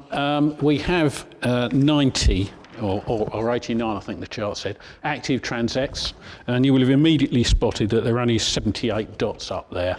That's because some of them do start from the same tetrad. Is the only reason why there's less. Right, I'll keep turning the page over and forgetting to press the. Right, okay. I won't dwell on this too long. These are our species. So we've got 42 native species. I've marked the red one, grayling. We had 2 sightings in 2022. One of them, I think, was probably a small tortoiseshell. And the other one was the most promising one. It was on the Dover transect. I've phoned the chap up to find out about it. I only spoke to him the other day, and he said, well, I've never seen a grayling before, and this one flew past. And so unfortunately 2022 may be another year when we don't have a recording. It doesn't mean they're not still out there. We're worried. So 2014 there were about 3 seen on Folkestone Warren, and then in 2020 one was seen at Samphire Hoe, and we've not seen one since. So that it may be gone now. We hope not. Right, there's some couple of pink ones there as well. So Heath Fritillary, pretty significantly coordinated activity to maintain the Blean Woods complex in a way that's suitable, and it's been bearing fruit. It's been doing really well. The other one there is Duke of Burgundy. That's also got a pretty good team that's looking after it, and its range has also been expanding, and that's at Denge Wood. Brown hairstreak, I won't say anything about it at the moment because there's a page in here a little bit further on. You may have all gone to lunch by the time I get to that one, but never mind. Non-resident species, 8. So I won't read through those. The Bath White's probably the most significant of those. It was a long time ago now, but because it was so significant, we posted someone to monitor it, and they haven't come back with a sighting yet. We're not completely heartless. We send someone out every 5 years to make sure they're still concentrating. We're probably in another 20 years we might send someone out to give them a bit of relief, a few days off. The Queen of Spain Fritillary was a brilliant appearance this year. So there's masses of photos, and it did breed. So there was a brood produced just outside Walmer. Right, extinct species. I've put those in there, and I've put their dates of departure up there as well. So it's just all very sad. But listed up there is. I didn't put it on there. No, there's one up there that I might have put up there, but I haven't. So we'll go to the next page because I'll get to it in a minute. Right. Now what I've done now is I've picked a few species that have got noticeable changes in distribution. Said a little bit about it. Now this is where I need the notes now because I forgot to put something on it. What I will mention is I didn't only bring this book just in case I wasn't tall enough behind the lectern. The maps that are in here are in the book, and the book is Peter Creed here anywhere? Is he here? Probably out. Okay. If he's out there, you'll be able to buy copies from him. It's probably worth buying quite a few each because that would make it even taller then. So, but that's where the pictures come from.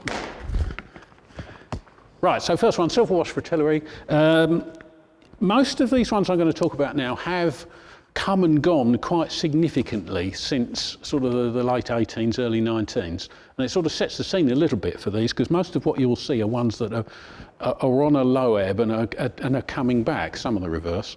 But that's only about the third iteration of them doing that since the beginning of the 1900s. So 1900, the Silverwash Fritillary was probably in all woods that contained oak across Kent. By 1980, it was on the verge of being declared extinct. But from 1985 onwards, there was quite a rapid increase in its presence. So you can see that with the first one. The first chart's 95 to 2000, then the second one's 2005 to 2010, the last one's 2015 to 2020. So this one's quite a nice example of over that period, it built and it built and it built, and that last position, 15 to 20, is quite significant now with how many woods across Kent it's in. I spent too long on that one. Wall. What you can't really see on this one is how much it had already disappeared and come back again.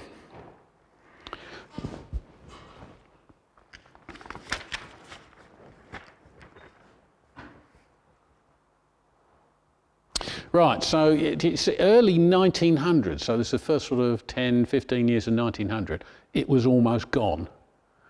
And then it came back, and then it lapsed again in the 60s through to nearly the late 60s. And then after that, it started to decline excessively in the sort of late 80s, early 1900s.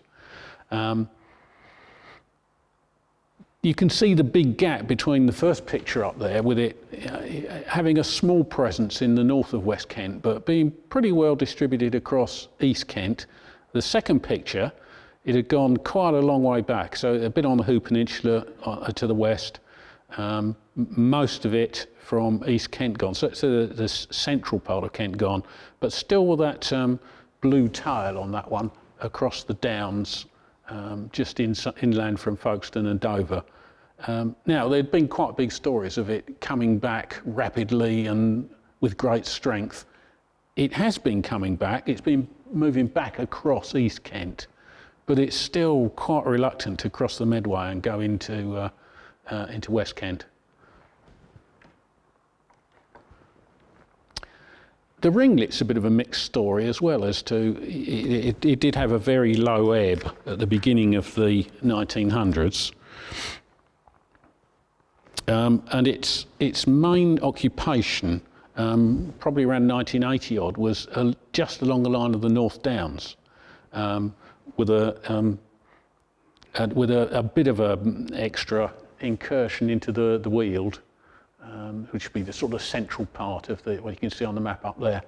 But then it's about 2000 it started expanding, became stronger and stronger in West Kent, and you can see it now in certainly for South East London. London Borough of Bromley must be really pleased with their presence now. So we've ended up with it having a very strong presence more or less across the entire county. You can see there's still a gap there down on Romney Marsh, the bit that sticks out down the bottom there, and also on Thanet, just inland from Sandwich, it's still pretty thin on the ground. Right, marbled white declined a lot in the early 1900s, and then has sort of waxed and waned a couple of times since. But what we've seen most recently is a fairly presentable expansion. You'll see that a little bit later on a chart as well.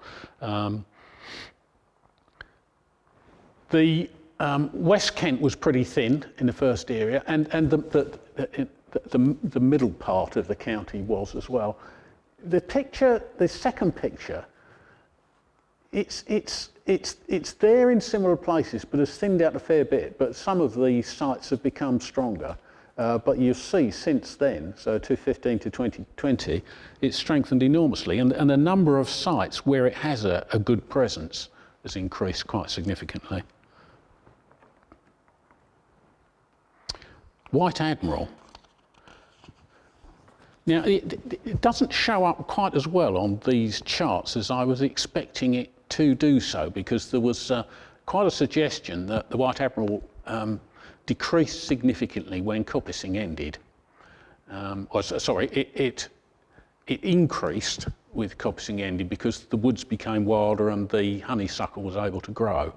But I'm not seeing with the charts quite that effect. Although it is, you'll see from the final picture that it is pretty well widespread spread now across most woods within Kent. But I think what I must do is, I wouldn't bore you with it, and I don't know, I don't even want to put it in a book, but I must produce a map for every year so that I can step through them to get a better picture of when is it coming and when is it going. But the end result is that there's a good distribution of it across Kent now, the last map. Now, the reason I didn't talk about the brown hair streak in the extinct column earlier on is because it was and now it isn't. So the first map up there, rather reverently using a nice purple for the deceased species, shows that it was over much of Kent. The reason it's got great big circles is because our older data, especially our very early 1900s data, is only at 2-digit grid reference level. So I can't plot more accurately than that. But it was quite widespread. And it disappeared. It declined and it declined. And by 72, I believe, was the date, it disappeared. So it's the pre-72 presence. It reappeared in 2016 when people hunting for it, because they hoped it was there, found eggs on blackthorn. So 2016 to 2020, it reappeared at just close to Biggin Hill and at Edenbridge. The Edenbridge incursion, which interestingly isn't on the historical map, the Edenbridge incursion is still there, but hasn't expanded very much. But the Biggin Hill incursion is expanding, and expanding quite considerably. And I had some egg reports, January this year, from just inside, just the London side of the M25. So it's actually moved quite a long way in this last year. Similarly, the end of 22's report from Dartford, just inside the M25. So again, it's moved a long way. Concerned about Edenbridge, wouldn't be surprised to see that one disappear, but that other one seems to be moving. The other one's more on the North Downs, and moving across quite nicely. Right, what I've done with this one is, it's back to that little debate about, the charts we've been using are based on number of records, rather than based on maximum counts from all the records. So in other words, the highest number that appears on any one record. So the top left-hand picture with the orange blobs is number of records. The top right-hand with the green blobs is the same data, but just using maximum count. So the highest single record in each tetrad. Now, I wouldn't print these or publish these or use them anywhere, but for those last two charts at the bottom there, the one to the left is the record counts plotted first and the maximum counts put over the top. So you can see from that one quite clearly how much orange there is still visible. So the number of records gives you a more dominant view and may be misleading. And then the one over this side does the reverse. And it shows you there's only a few where you can just about see the green. But they do paint two different pictures. So, right. The Kemsing Downs Transect, I do the Kemsing Downs Transect. I've been doing it from 2015. So there's a chart, the red bars up the top there. That's each of the years from 2015 to 2022. And it's the maximum count for each year of the number of butterflies seen. So it's a sum for each species, for each section, for each transect walk, for a year, all added together. And you can see the effect on that one. 2018 seems to be a pretty good year, was a good year across most of the branch. But you can see what's happened since then. And these last two have been really quite worrying, 2021 and 2022. Kemsing Downs is a south-facing scarp slope of the North Downs. It gets very hot.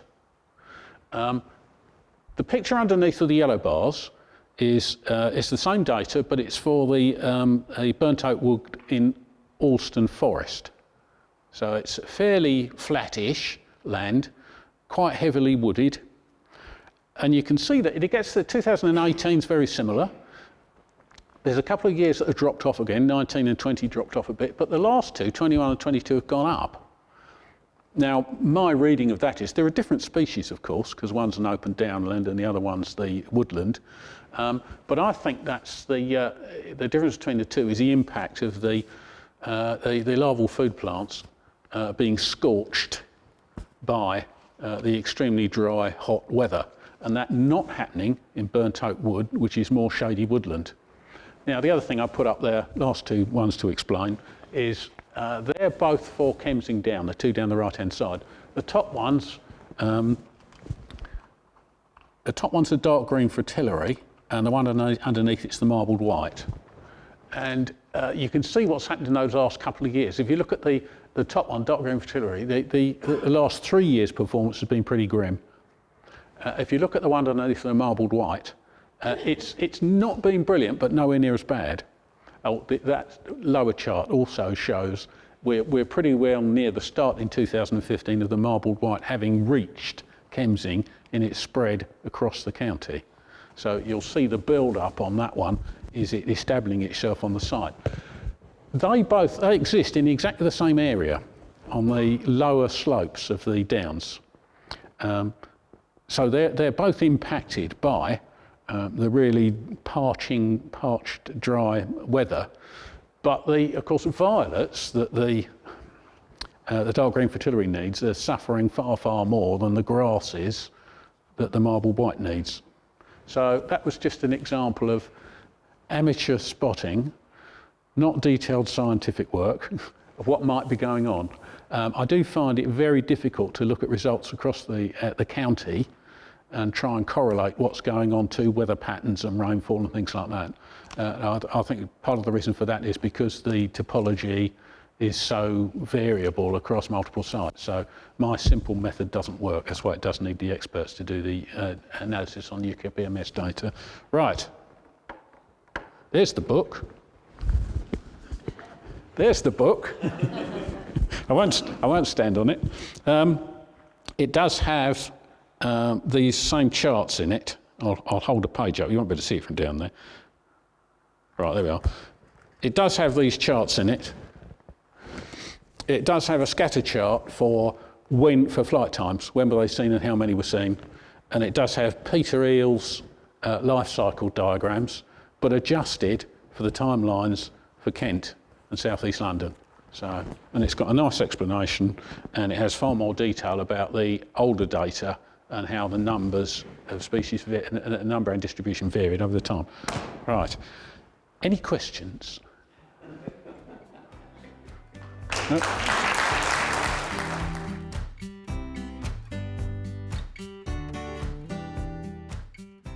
Hello, everybody. So, my name is Andrew Fusek-Peters. I'm a photographer, and I think I can call myself a butterfly photographer now, so I'm going to do that. And I want to share my journey of basically what happened. Just seeing which way that goes. Does that go that way? Yeah, it does. Okay, good. Back in 2016, I had been working for the National Trust and Natural England for a few years on a project called Stepping Stones, which was looking at the various habitats on the Longmen and Stiper stones, at the flora and fauna, and really trying to start working together, because if we don't, we're screwed, as you know, obviously. And part of that was photographing not just the birds and the various insects, but also the butterflies. And this is a grayling taken at the bog. We've got amazing numbers there last season. But if you said to me in 2016, you're going to really get into this butterfly malarkey, I would have said, no, I've got no idea what you're talking about. They're beautiful, I'll give you that. I mean, the green hair streak, what a lovely butterfly, but all I knew was I could take a portrait. That's what I was doing. And then around about 2018, in the summer, I'd switched over camera system, and I'd started to do something which was different. And the different thing I did was start to look for butterflies when they were roosting. This was fascinating to me. So having stayed at the bog, which is an old set of mine workings where you get grayling and small copper and common blue, I was there at sunset, and I thought, oh, well, what about trying to put a butterfly against the setting sun, which I managed to do here. But there was something strange going on that summer, was that I was getting very tired and feeling quite ill a lot of the time. And while that was happening, I finally got diagnosed with bowel cancer. I'm standing here because I'm alive. It's quite good, really. And I recommend it, folks. I had surgery. It was a terrible, terrible, terrible time. But this was the strange trigger for me, because I'm in my garden, I'm waiting for surgery. I literally don't know what's going to happen next with my life. And I'm watching these butterflies, the commas, the red amarils, all these late summer species. And I'm thinking, well, it's called butterfly, or in Dutch, is it buttervlieger? That means they fly. Why is nobody photographing them in flight? And of course, up to that point, what we had was a very famous photographer called Stephen Dalton, who had captive bred insects, and he put them in tanks, and he put fake backgrounds and landscape against them, and used flash and triggers. And the photos are absolutely astonishing, but they're not in the field. They're not out in where the butterflies are. And I thought, well, why not try and see if we can photograph them? And it's very obvious what this was meaning to me, because these butterflies are fragile, their life is short. Oh, I'm fragile, my life is short. Let's just see what we can do and work out how to photograph them. The comma are obviously absolutely astonishing. And then as we went into the autumn and the winter, I wanted to find out things that were outside what we knew so well. So not just butterflies perch. So butterflies, some of them overwinter. They don't call it hibernation. And this is a peacock. In fact, this was taken quite recently in a brick culvert in the old ice house, an old 18th century structure. And if you get in close, that's what you see. This is the beginning of my love affair. Is when I came through surgery and I came through by the way, anybody has had cancer, they know what I'm talking about. Surgery is a doddle, chemo is a killer. I'll just tell you that. I'm amazed I got through. As I came through all that, I fell in love with butterflies. Of course, they're called Lepidoptera, we know that, scaly wings, but every part of them's covered in scales. That's bonkers. Look at the eye. And the hairy eye, well, I've had a few experts say to me, yeah, you know, the butterflies, they do love a turd. I mean, God, they love a turd, especially purple emperor. We love feces. So when they get too close, they don't want their eye dunking into the feces, do they? Hairy eyes, who knows? So it's a lovely idea. Getting close means 1 millimeter eggs of the brown hair streak. And it's great when you go in with conservationists and volunteers, and I love their enthusiasm, I love their hard work, because they're a bit like collectors. And when you get 1 hair streak, nobody's applauding. When you get 2, everybody crowds on, ooh, it's 2. When you get, and it's literally called a 4, it's a 4! Oh my God! And because it's out in the field, it's windy, it's things moving around, that's a focus stack, really hard work. So I started looking for butterflies in the rain, and I found one in a spider's web, and I thought, oh, it's still alive. It wasn't, it was dead. Ethically, I feel quite good about that, and I could photograph the antennae close up. That's the antennae of a small tortoiseshell. I've never seen such a thing before. To me, this is a thing of great beauty and great magic. And I think as I came through this very dark time in my life, it became butterflies all the way. And now, as the new season approaches, and this book, Butterfly Safari, came out, it's done really, really well. And I'm doing another book called, a very original title, you're going to be really impressed with this, it's going to be called The Butterfly Book. It's so original, I know you like it, yeah. The Butterfly Book. I thought, well, let's try and do everything. Let's really start looking at life cycles. And I contacted my great hero, you know who I'm talking about, Matthew Oates, and he says, come on, I'll show you the clusters of oh God, what is it? Yeah, thank you, exactly, we've been talking about it. What do I know? I'm just photographing them, honestly. So Churhill, I had a great day out with him. So amazing. They're like spiky Lego, aren't they? It's extraordinary. And then this, wow. And he calls them by name. So this one I think is Boris, I'm not too sure, but each of them have a name. So Matthew has done the work of going through all these woodlands and pulling down the branches of young trees to see if he can find the larvae in third instar of the purple emperor. I mean, wow, how amazing is that? So I get where he's coming from, and it was a real honor to meet him properly. This is only a few weeks ago. These are all recent, because I get his passion, because I feel that very strongly now. He called this one a warty orc. And I think that is exact description, something out of Tolkien, a warty orc. So, as we move into the season, we're starting to get very early butterflies. I've got one on a pupa on a garlic mustard twig at the moment, absolutely beautiful. I didn't know this, but apparently, you know, that recent cold spell, I put one of my photos up of the pupa with a snowflake on it. That was awesome. And someone went, oh, I hope it's all right. And of course, you're all experts, you go, yeah, it's more than all right. The cold spell is really good for these butterflies and really good to kill parasites as well. So this is the eye of the orange tip. And then as the first, really one of the first butterflies to come out, one of the first flight shots I ever got. How do you freeze motion? 4,000th of a second. Can I just tell you, for every single shot in focus, there's 10 or 20,000 out of focus. So there is no shortcuts. Matthew is looking through acres and acres and acres and acres of woodland before he finally found his 4 purple emperor. A lot of you are recorders, you're doing transects. There's no shortcuts, is there? You've got to put the time and the effort in, and I've certainly done that. That peacock that I showed you hibernating or overwintering, when it comes out, bit tatty, but hey, it's in there first, isn't it? Well, we're going to breed, it's all good. So I love the fact we have these species that overwinter.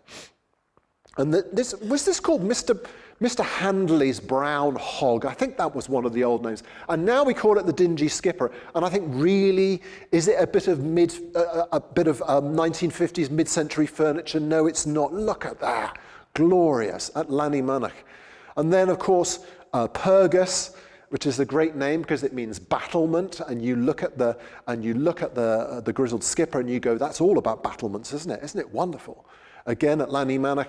The lovely thing I like about Llanymynech is, was this taken in England or Wales? We just don't know, because the border is literally right through where the butterflies are. How cool is that?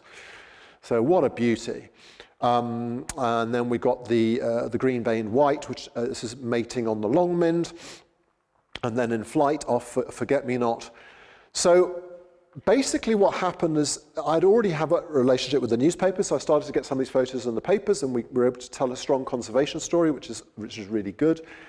And then a publisher whom I did a book on the Longmynd approached me and said, why don't we do a whole book of UK butterflies? And I said, fine. And he said, but we think your shots are good to go. Should we just do it and publish it next year? And I said, no, because I've only got 44 or whatever. I need to get the remaining 15 or 16. So I asked for another year, and I'm really glad I did that. I was going to call it My Butterfly Year, and the publisher said, that's a terrible title. A UK Safari. And they simplified that, and they called it Butterfly Safari, which is so cool, and I think it worked out quite well. Hairy eyes, again, the speckled wood. So we spent a lot of time in Barmouth, and it's really, what I love about butterflies, they seek out various spots. So if you've got a path with a lot of stone on it that's sheltered on all sides, the butterflies, that's where they're going to be. The small copper in this case, not in this case, but this particular path, and the speckled wood. And the speckled wood, I think, is really quite a glorious and unrepresented butterfly, and really worth looking at. The patterning is really quite exquisite. So when I got this commission and contract, it just gave me an excuse to spend a lot of time with butterflies and to hassle all you wonderful people and say, come on, where is it? When should I get there? What time of day? Does it need to be sunshine? So I started to learn a lot about behavior and whether these butterflies were likely to be, and about patterns. And I love the patterning of a butterfly, just as we have our Starbucks, or God willing, something a little bit better quality coffee, the place that we like to go to every Monday at 2 o'clock or whatever. The small copper has this particular part of the warm path above Old Barmouth that it likes to come back to and flare up and go off. That's the same butterfly taking off. I've had a lot of these flight sequences where people go, how did you get 4 swallowtails to fly in formation? And it's lovely, because I love the idea of that, because that would win every prize known to mankind. It's good, isn't it? So I have a camera that shoots between 60 and 120 frames per second, and then I'm simply weaving those frames together to show that movement, if it's in focus, if I'm lucky, to show that movement through the frame. So it's a time lapse in a single frame, but I layer mask in Photoshop. It's not fake, because that butterfly was there as it took off, and then it was there as it went further up. So I find that absolutely fascinating, to freeze these moments in time. Love the pearl border fritillary. They're doing very well in the wire forest.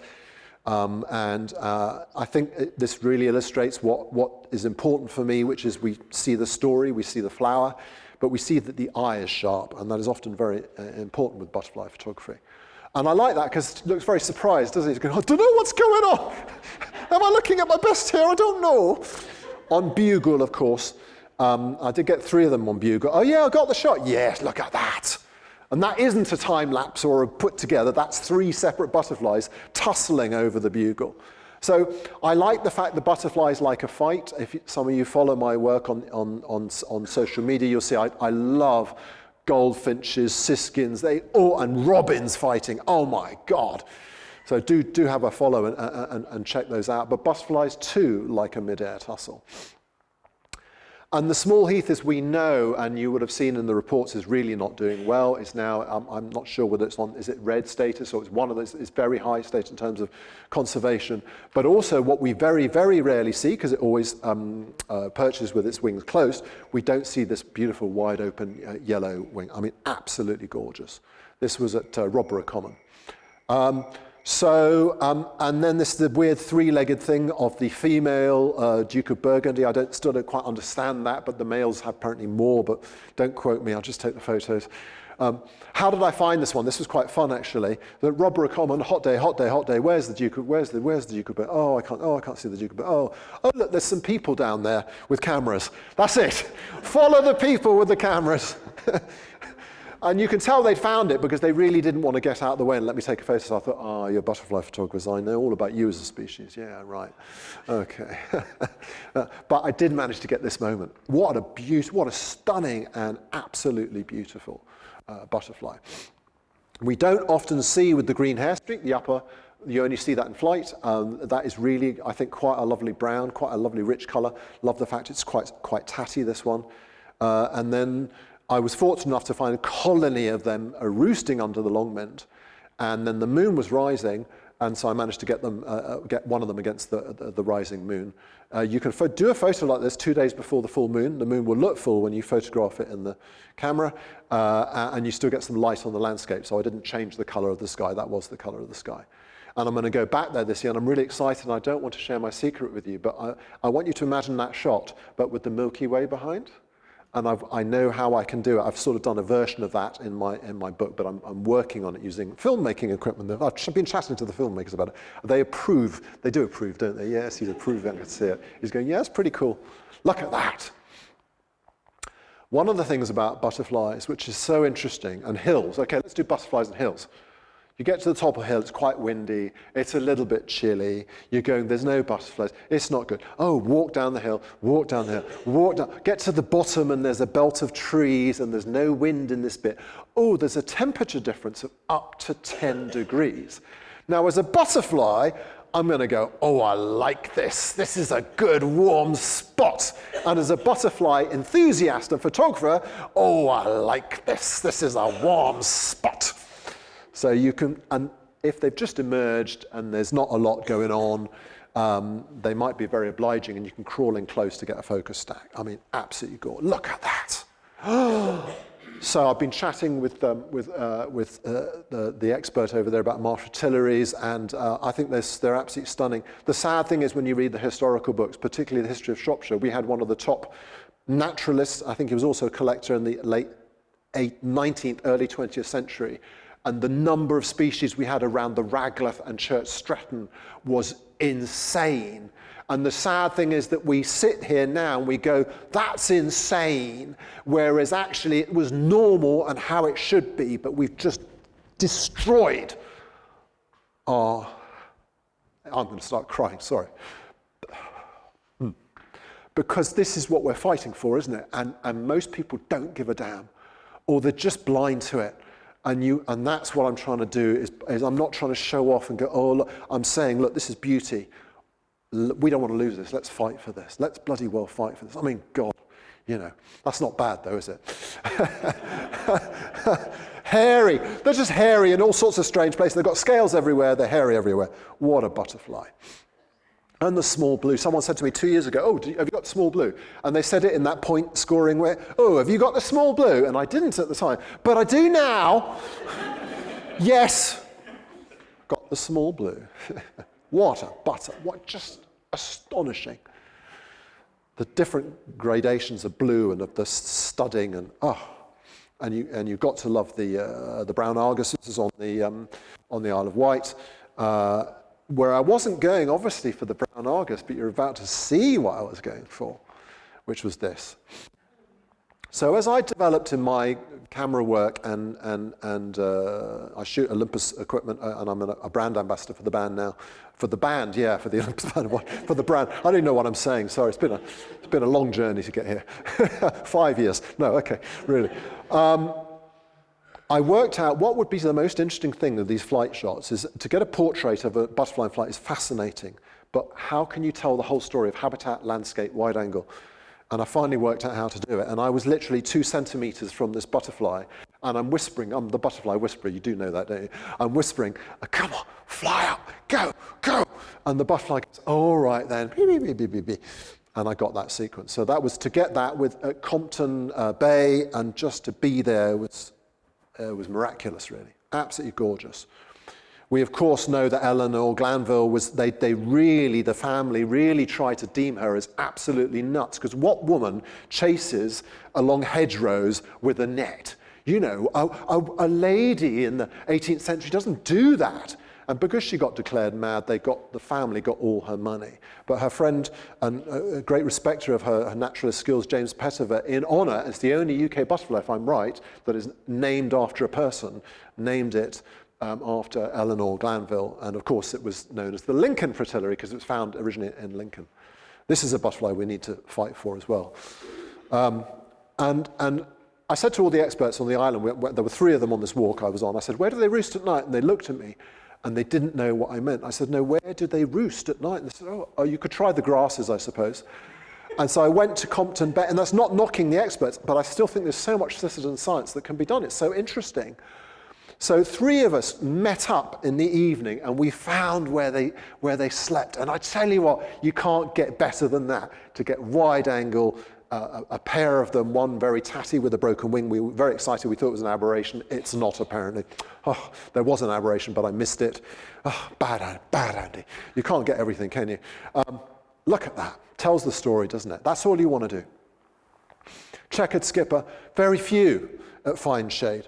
And all the places where they say, oh, the official walk is here and the official walk is there, and go here and you will find them. And actually, they're all somewhere else because they don't want lots of people coming to see where they are, even though they do. It's strange. But also, we did luckily find that place. And I can safely say this is the first photos of the English checker skipper in flight, of an English checker skipper in flight, ever.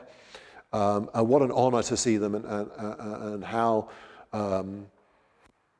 I would hope, because you do get a lot of people who collect the butterflies for their list, they're 59 or however you want to count it. I think that's fine. But I think if you're going to get that dedicated, surely you've got to start to care. And if you've got to start to care, you've got to put your money where your mouth is. And then your photos can be used for good, and not just to say, oh, I've got all of them, you know. There's a lot more to do than that. So Heath Fritillary was an amazing experience. 2 of the sites in Somerset, again, was just incredible to get close up. What a beautiful little butterfly. How great that the conservation work, I think was Martin Warren involved with this one. But anyhow, the work is being done, and they're coming back in really good numbers. And again, at the bottom of Haddon Hill, on a cold morning, I found one roosting and was able to get close and to show. I mean, look at that. There's just a lot going on there, isn't there? They reckon up to 1 million. If you Google how many scales does a butterfly have, that nobody answers it.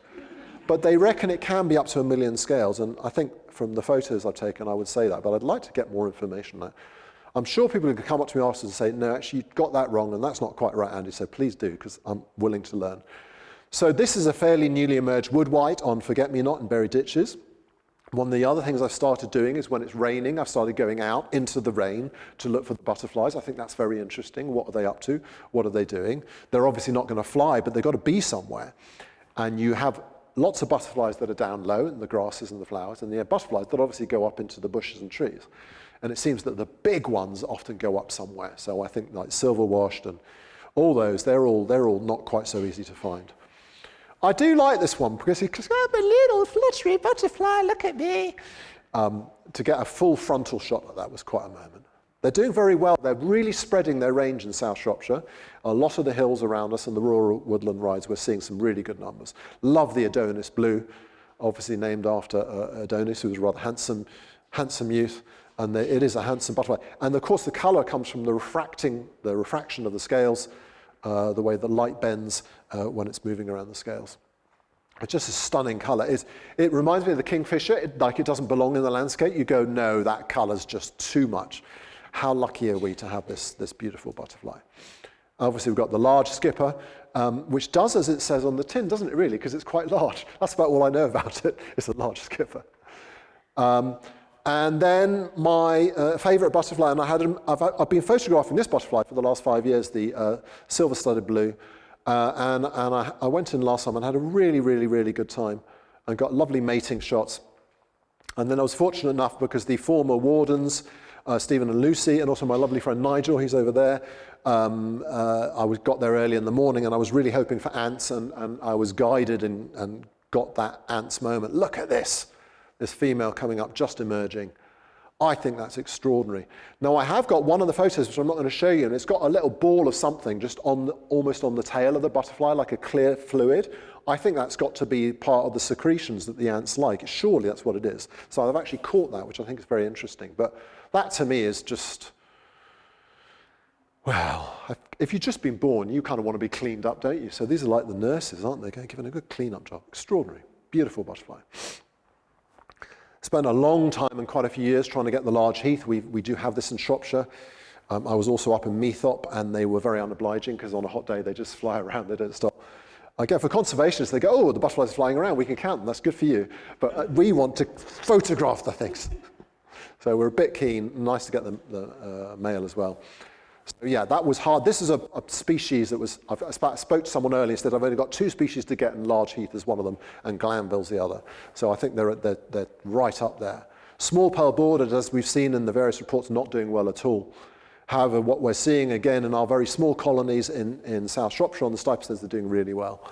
Absolutely astonishing butterfly. I love the patterning under the wings. I just think they're just fantastic. This is just on the cover of the Shropshire Wildlife Trust magazine. And again, this is, for me, I'm wanting to do more and more work like this because I think it shows habitat and context and tells the story. And I went to Norfolk with Patrick Barkham. And again, we're seeing local rises, I think, but overall decline in the swallowtail. I do think the hilarious thing that people go, oh, that's not a natural photo. And I'm going, okay, it's the doctor's garden. A lot of you will know about this place. It's a garden. The butterflies are going in there. Do you see the tethers on the butterflies? Because I don't see them. Are they tame? No, they're not. Are they nectaring? Yes, they are. Oh, God. But anyhow, there you go. Oh, look, 4 butterflies taking off together at the same time. That's amazing, Andy. You're incredible. I know. But it's in the doctor's garden, so it doesn't count. I'm sorry. Absolutely amazing. Oh, okay, and there's the one natural on the flag iris. There you go. I think this is our most exotic butterfly. I think it's astonishing. I'm going back for 3 days with Patrick, and I just can't wait. And we're going to have a great time.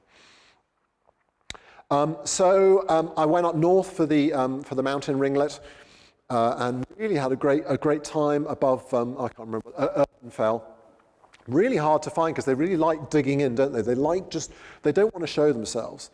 But finally, I managed to get some decent shots, so I was really pleased with that. And that's the only shot of the northern Argus I've got, northern brown Argus. So I need to go back there to get one with more white spots. Probably the further north I go, the whiter they get. And then White Admiral, one of the first butterflies I ever photographed, but this was at somewhere near Northampton, Glapthorne Wood. Had a great time there, and we were basically photographing the White Admiral and then the little black hair streak. And I love the tatty wings of this one. Look at that, isn't he great? Look at that. So again, there's a bit of snobbishness among the photography fraternity because they call it tatty. Oh, it's a bit, it's not very fresh. What a weird thing to say. It's not very fresh. It's not milk, it's a butterfly. And actually, for me, this is so interesting because it shows persistence and fragility and strength all in one photo. How cool is that? So to me, that's a much more interesting and powerful photo than one that's just newly emerged. It's really good to see what butterflies actually do and that they can provide fuel. So this is the only time the spotted flycatcher ever nested in, that's my electric meter at home. So what an honor I had to be able to photograph the nesting and then bringing in a ringlet, what's not to like. I found the ringlet very hard, but they're just, when you get them and they're in focus, they're so colorful. This is a meadow that's seen, what we're seeing is certain places in South Shropshire where the butterflies are just doing unbelievably well. So we've had marbled white have been there. There possibly was an unofficial introduction there, but the habitat is very good and they're absolutely flourishing. The ringlet, cool because it's got rings, obviously. Gotta love those. The design and patterning is just extraordinary. And silver-wash fritillary, really, really stunning. Or is that the dark green? Sorry, hang on a sec. No, that's dark green. Forgive me. Dark green. What I love about dark green, they are the Ferraris of the modern world. God, they go. And when they go, they go. So I went to South Wales, Allan Valley to get the dark brown, high brown I mean, and I got this shot of the green. But they just go like the clappers. So again, to get all that in focus, so difficult. And then Martin Warren did his lovely, really seminal book on butterflies. I'm sure many of you got that. And that's how I got to become friends with him. And he used this photo, which I was really honored by. And we've got the large blue. And I'm going to go back there this year to Daneway Banks. And I'm going to stay overnight, maybe for a couple of nights, because I want to go in early in the morning to get them covered in dew. So if any of you can order the weather on that day for me, please, what I need is to get to a certain temperature, quite low down, so that everything, flowers and roosting butterfly, covered in drops of dew. Because as a photographer, that's what we want, trust me. Wonderful to see, since extinction, this butterfly coming back and doing so well. What a stunner. I was so honored to be there and just had a great time photographing them. They're really, really, really beautiful. And we always love a bit of bonking as well, don't we? Bonking butterflies, there you go. So this is that meadow where the marbled white was doing really, really well. I got bitten a lot that day, I must admit. One thing I wondered, I was going out with my friends Dave and Craig from West Midlands Butterfly Conservation. They're lovely, lovely guys, very expert. They're all wearing these long trousers, and I'm wearing my shorts and my sandals, and we're going all around the country to all these butterfly sites. And I think it was Rodborough Common. And I came back home, and I worked out why you're supposed to wear long trousers, because my wife found 3 ticks on me. Now, here's the thing. 2 were on my legs. The 3rd, I'm not going to tell you where it was, but it wasn't good. Okay, enough. We won't go there. I wear long trousers now, and socks, and a hat. I've learnt the hard way. I think as I evolve as a photographer, this is the shot I'm going more and more towards. This interests me.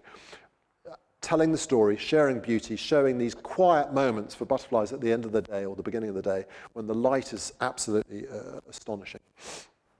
And then if you're very lucky, you've got a marbled white on a bit of sheep fescue, and you've got the moon rising, and oh my God, that was, my hands were shaking. I was trying to get the butterfly in focus with the moon frame perfectly. That was a hard shot to do. And you do love the little skippers. And love the curl of the proboscis. So this is a couple of Essex, I think. Yeah, that's an Essex, and then that's the small mating.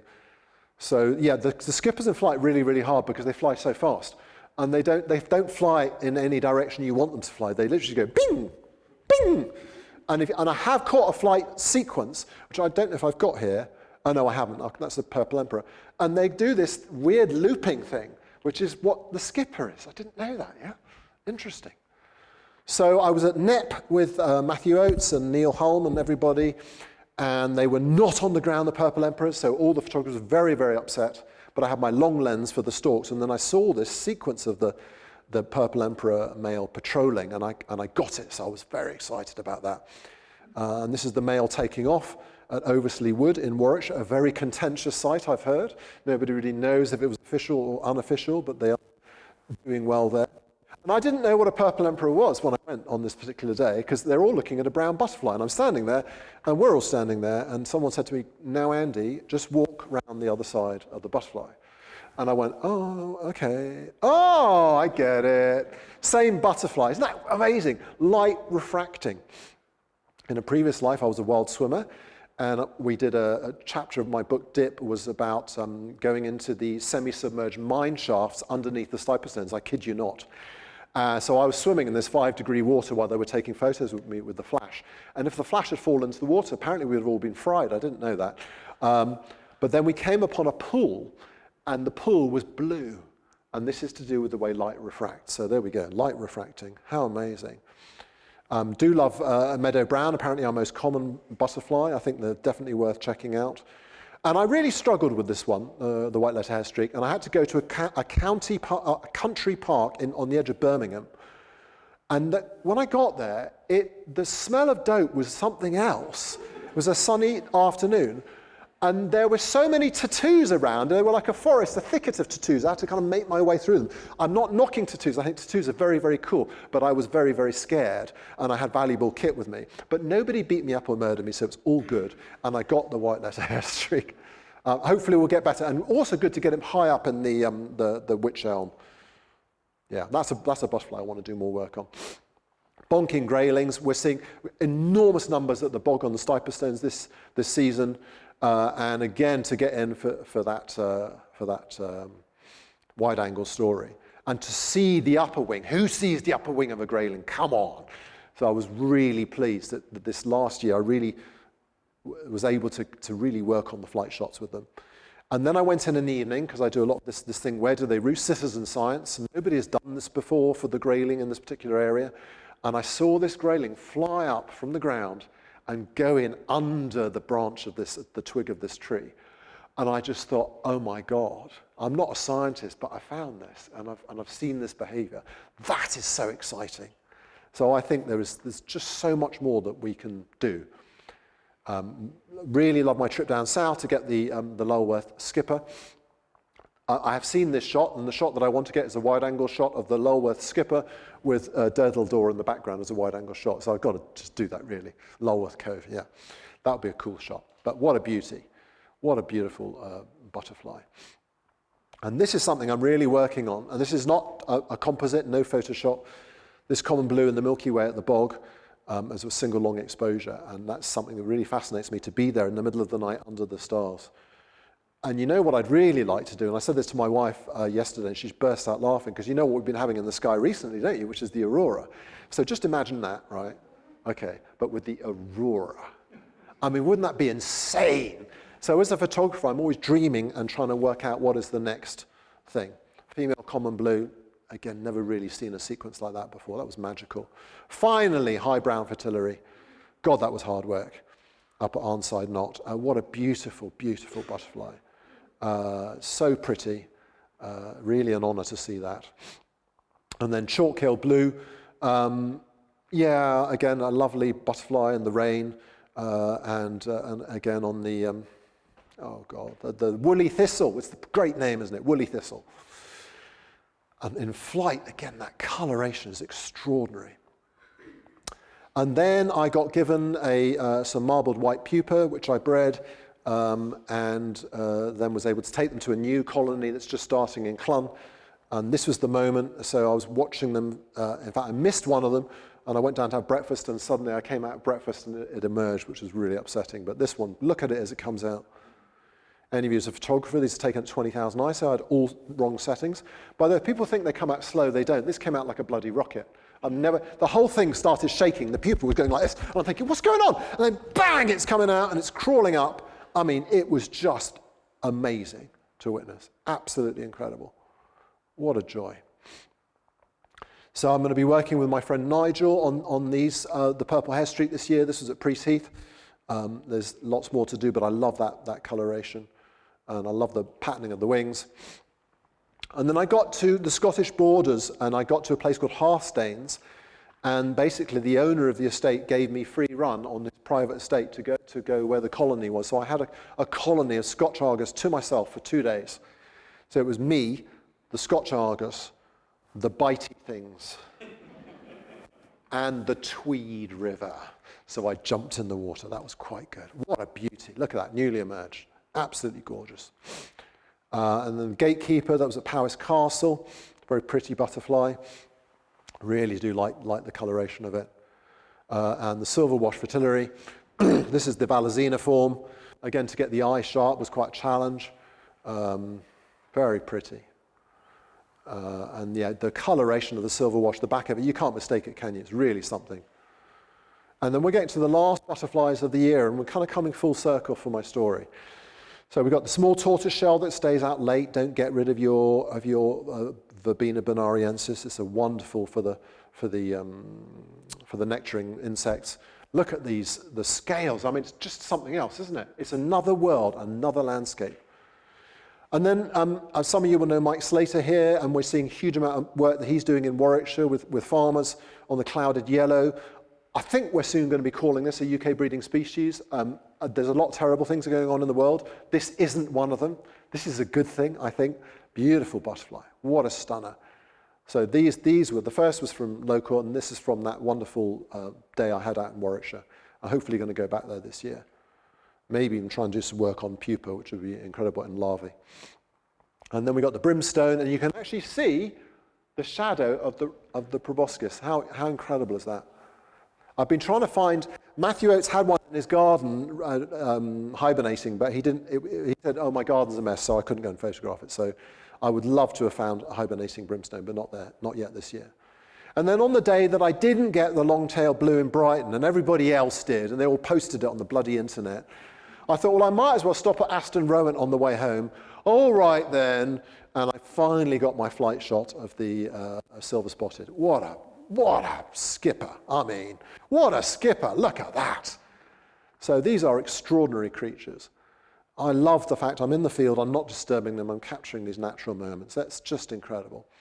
And if you ask me what's the most elusive butterfly I photographed in the UK, I'd say to you the holly blue, because we've had 3 visits in 8 years of this bloody holly blue, but we got there in the end, rather nice on my wife's syringium. Absolutely stunning butterfly. And then, of course, the whites. My wife said, I'm not growing brassica anymore. In fact, she's not growing anything anymore because that's under the netting. It got through the netting. How dare they? They're very stunning, and you do see them very late into October.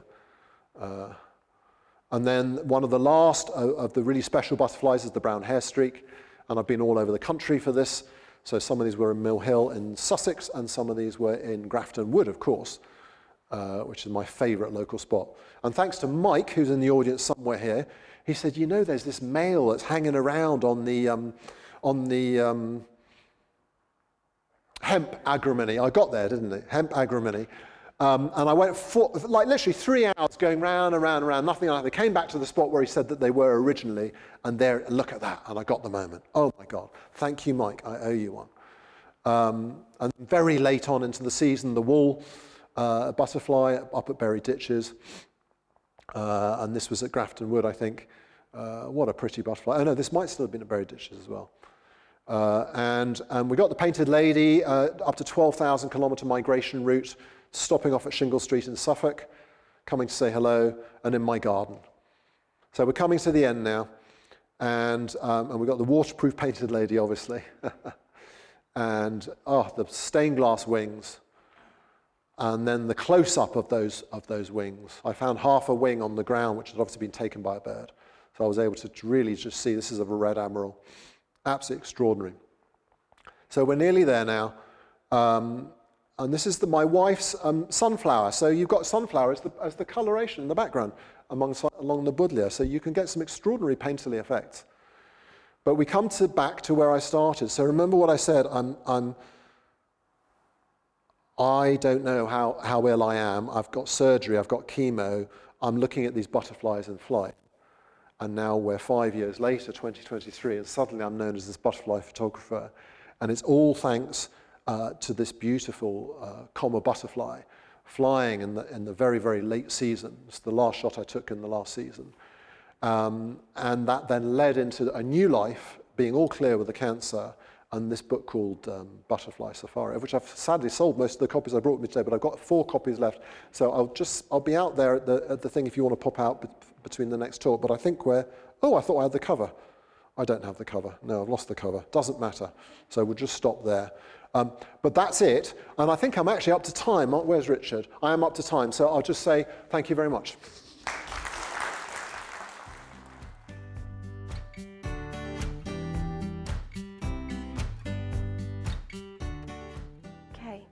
Hi, how do I follow that? It's really difficult, isn't it? Should we just go home now and look at that fantastic book? It's really inspiring, it's lovely. So, and I'm embarrassed about my photographs as well in this talk. No, they're only the ones that I've taken, not the other photographers. So, so anyway, this morning we've been hearing an awful lot about our long-term monitoring trends, the status of our species, and the use of that huge, immense amount of data that you all help to collate.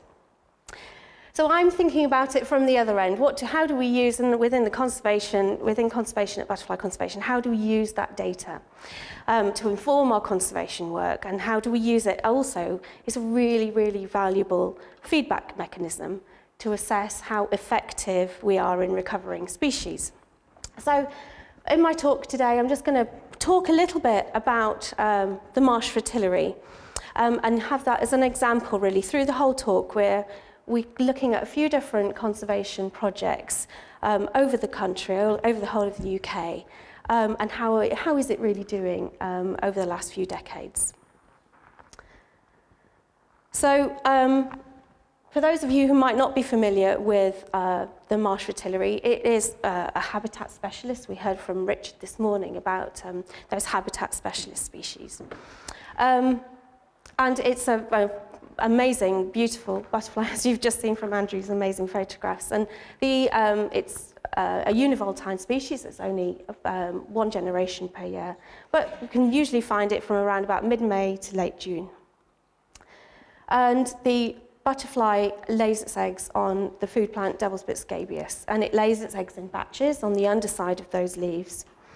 And it needs to have some quite big, robust, reasonably sized leaves on which to lay those eggs.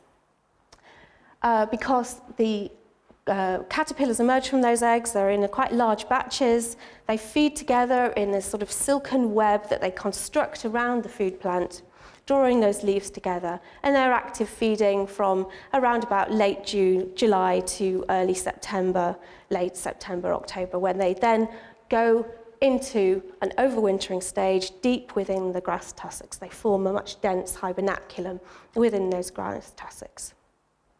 Then the following spring, in nice sunny days in February and early March, the caterpillars start to emerge, and they continue to feed until they then enter pupation during April, and they hide deep within the vegetation until obviously they then emerge again. So that's just a brief introduction to its life cycle. So across much of its range, the Marsh Fritillary uses damp grassland habitat. These habitats, this damp grassland needs these tussock-forming vegetation with plentiful host plant, lots of that Devil's Bit scabious growing within this variation in tussocks, the tussocky vegetation with variation in sward. And the habitat management for these sites is very much linked to extensive pastoral grazing.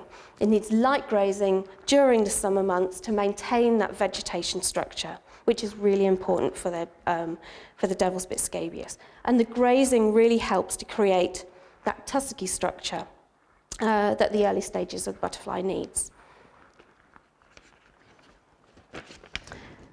So also within a much limited distribution of the butterflies range in southern England, mainly in the counties of Dorset and Wiltshire, uses calcareous grassland.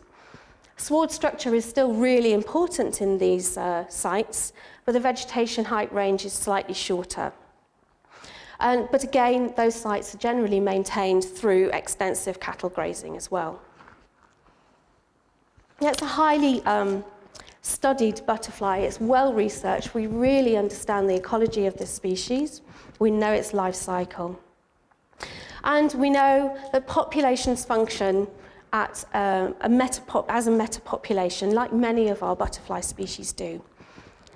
These metapopulations occur across habitat patches within a landscape. So our conservation work has to focus at that scale for it to be successful. And as I've said,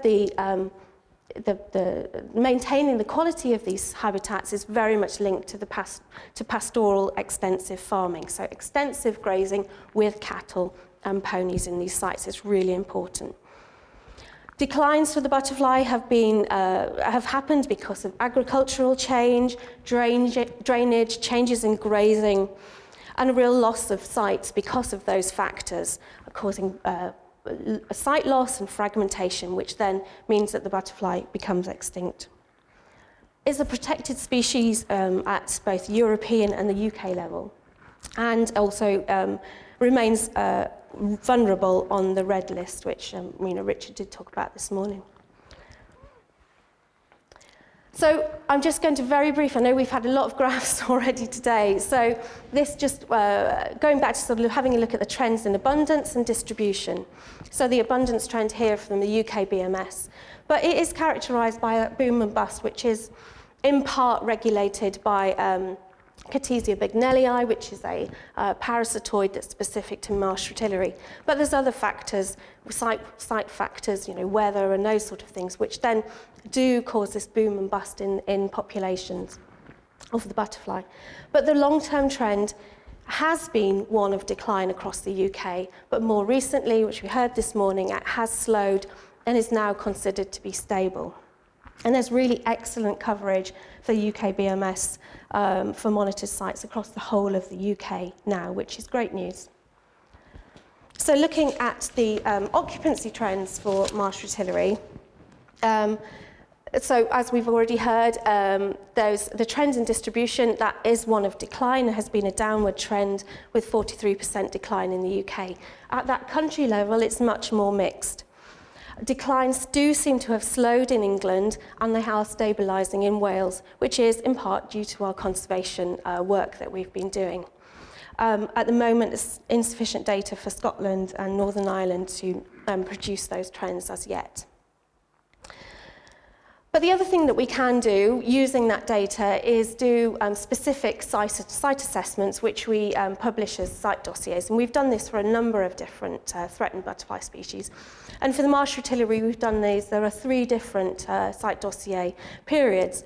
So these status reviews, so there was one done in the 1990s. Then that was repeated in the 2000s, but that was just covering England only. And then we've repeated that again in 2019 at a UK-wide level.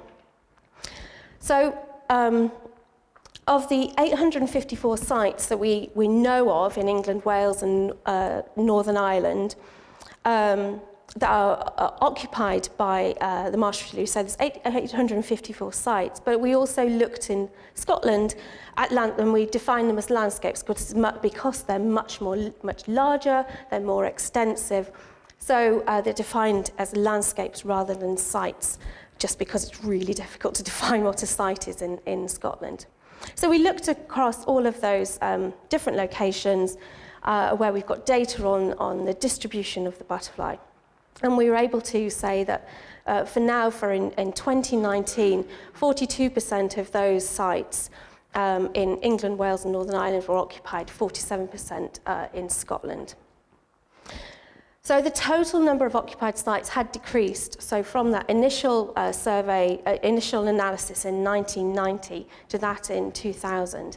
So it was down to around about 200 sites. But we've seen this partial recovery, which we've already talked about today, from 2000 to 2019. So up from 189 sites to 361.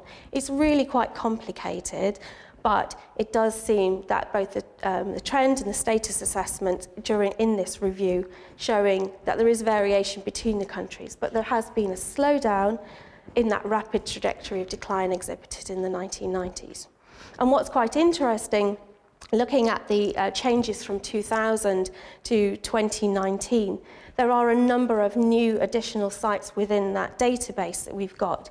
And at the moment, it is a bit unclear. We're not sure whether they're overlooked sites that never have been visited before, or actually are they new discoveries, new colonisations.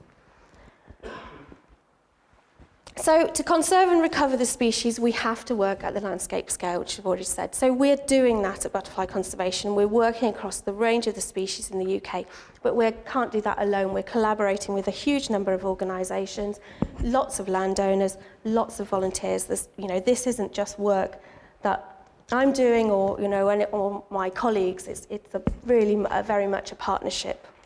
So I'm just going to go through 3 of these particular conservation work that we've been doing. So focusing on Dartmoor, and then we're going to move up to Cumbria, and then to the west coast of Scotland.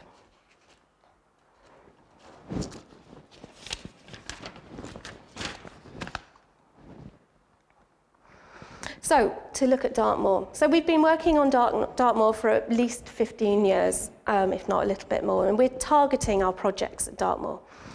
We've been working on Dartmoor, on Exmoor through the Two Moors project, and then more recently with All the Moors Butterflies project, we also were working on Bodmin too. But just this slide just focus on a little bit of the achievements within Dartmoor and those networks of sites that we've been working on in Dartmoor. So our project officers there have been working with landowners, with our conservation partners there to increase the area and increase the quality of habitat to help reduce fragmentation and improve connectivity. Lack of grazing is really common in many of these locations on Dartmoor because so many of these sites which are really good for marsh fritillary are very marginal sites for farming. Grazing them is incredibly uneconomic. And when there's lack of grazing, western gorse and willow scrub just invades on those sites, that becomes rank and overgrown, outcompetes the devil's-bit scabious, and marsh fritillary disappears. So we have to support the farmers, get them into stewardship agreements, those agri-environment support schemes, give advice to the farm advisors and to the farmers as well. And we've been able to make a difference in those sites, getting habitat into positive management, helping with that infrastructure, getting fencing in and restoring boundaries, and also increasing the amount of devil's-bit scabious in those sites as well. And this map, this visual, I hope just demonstrates that effectiveness at that landscape scale. So if you look at the blue parcels, those field parcels, that's where the butterfly was present when we first started the projects. And over time, the butterfly has expanded and colonized those areas which we've increased the suitability for the butterfly. So it's spread across that landscape and obviously much more robust now for the butterfly. So the area of suitable habitat has increased, 46 hectares. They're better connected. The distance between patches is much reduced, down to 360 metres between, as an average distance between patches. And patch occupancy has increased from 30% to 70%. So much more better sustained populations for the future. And now we're also working with partners across a catchment scale. So this is Upstream Thinking, which is a Southwest Water initiative. So we're coming in to give technical advice to the farm advisors who are giving that wider, broader catchment advice to farmers. So we're giving that technical advice, so we're maximising our reach, we're benefiting the marsh fritillary, but alongside delivering those more positive ecosystem services across the whole catchment, which is giving improved water quality. So, it's a really beneficial way of getting our reach, reaching, more farmers in those landscapes, which is really good news. Okay, so we'll move a little bit further north up to Cumbria. And this is an example of a fantastic partnership reintroduction programme. Richard did touch on it a little bit this morning. And so in the early 2000s in Cumbria, really very concerned about the marsh fritillary. There was lots of habitat loss, management changes, and really the butterfly was, on the verge of extinction down to a single larval web, just a few adults seen, and one last remaining site. So, very justifiable fears about local extinction. So a licence was sought to begin captive rearing programme with crossbreeding from Scottish stock. And then the reintroduction started in 2007 into 4 locations initially. And this was only possible because of the restoration management that had happened previous to the reintroduction started. So the quality, extent and connectivity of habitat had been improved. And the aim with the reintroduction was to establish the butterfly at a few core sites, which would then hopefully start to naturally colonise and expand into those other available nearby sites. So this map just goes through, you can see the date up on the top left-hand corner there. So 2007 was the first year of the reintroduction into those 4 core sites.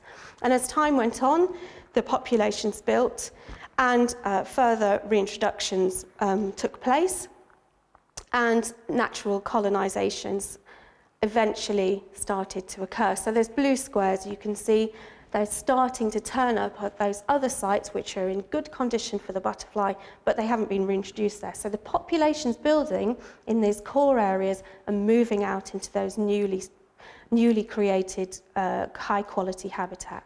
And over time, so you can see the spread over time and how successful that work has been. So, and now the butterfly was then released across 12 sites in total, and the species has, over that whole time, so the species has been recorded breeding in total across 28 different sites. Not all of those will be occupied every year, but there is potential for 28 sites for the butterfly across those 5 landscapes. Great success, and about partnership, there's a huge number of people who've been involved in that project, and it's a real success story. Yes. And so those sites continue to be monitored by lots of volunteers and staff from all of those partner organisations, and the reintroduced populations are doing really well. So you can see here with the upward trend for those monitored sites in Cumbria. So really good news story. So we'll move a bit further north up into Scotland. Next. So, what a beautiful part of the world it is. So, west coast of Scotland. So the challenge here, as you can imagine, must be one of monitoring and coverage. Not so many people living in this part of the country, and very difficult to access and get out onto these sites. But the west coast of Scotland has a significant proportion of the UK distribution of the Marsh Fritillary. So clearly it's really important that we monitor, get out onto the sites and understand what's happening in Scotland too. So how have we tried to fix that? So, well, until recently, as you can imagine, very few of these sites were monitored consistently, but that long-term monitoring is incredibly critical. So since 2019, our Scottish team have been working to increase the number of sites monitored. And they've been focusing on collecting data on the larval webs rather than doing adult counts, as it obviously a much more reliable method for an average Scottish summer on the west coast. So the monitoring situation is improving year on year. So in 2022, there were 47 counts were carried out, and 3 of those were covered for the first time. So all of this data is contributing new data to the UKBMS.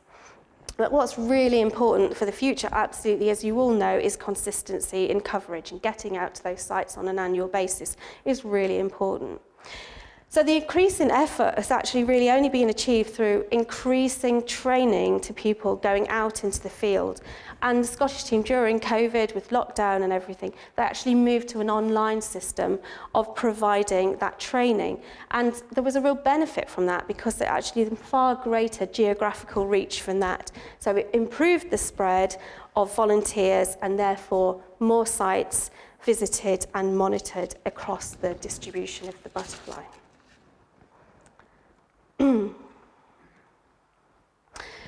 So more recently, the team in Scotland have now secured additional funding from a distillery on Islay. That's going to increase training and advice of volunteers and farmers on the island.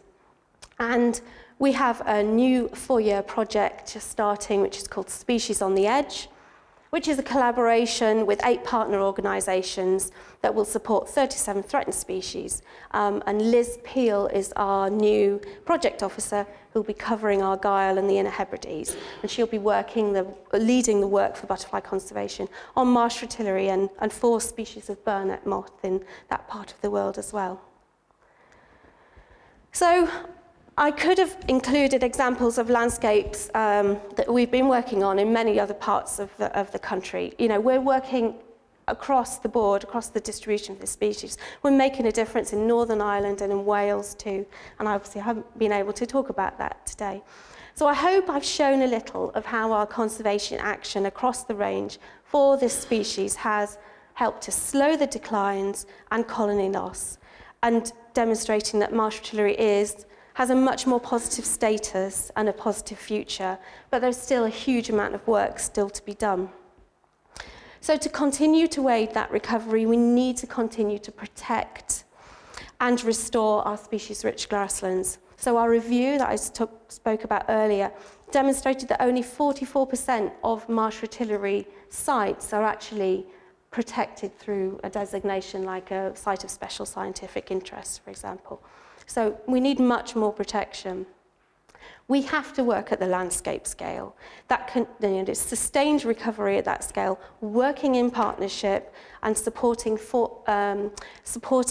positive farming practices through agri-environment schemes is absolutely critical. Supporting the farmers on these large interconnected networks where we need to, networks of habitat. So we need to have those large scale areas of habitat. We know how to make landscapes bigger, better, more, and joined. Those Lawton principles that we often hear about. And thankfully, our review demonstrated that 66% of the occupied networks that we knew about and that we've been working in, 66% are greater than 150 hectares of habitat within those networks, which is really good news for the Marsh Fritillary because it needs large landscapes for it to persist. But there are future challenges. So, particularly a lot of uncertainties politically wise, over continued support to farmers and landowners through farming incentives, for those marginal uneconomic patches of land which this butterfly inhabits. And there's a lot more work to be done, more research to be done, in particular with the impact of climate change. So we're quite concerned about the chalk grassland sites that the butterfly seems to be doing much worse on some of those sites, which we think is definitely linked to climate change, the drought, having an impact on the devil-spit scabious, which is then having an impact on the populations of Marsh Fritillary. So we've got to do a lot more work on that, and we're going to hopefully be doing some more research to look at those impacts. So further work is required. But we know what we're doing, we just need more resources to get on and do that work. And that's it. So just a few thank yous. I mean, there's a huge number of thank yous. I don't even know if you can see that, but I'm not going to read it out. But it just demonstrates, it's little me here giving this talk to you, but that, there's a huge amount of people doing this work, and, without those people on the ground, those organisations and that support and that funding, and our vast number of volunteers who give up so much time and help in so many different parts of the world, we really cannot do that without you. So thank you very much, everybody.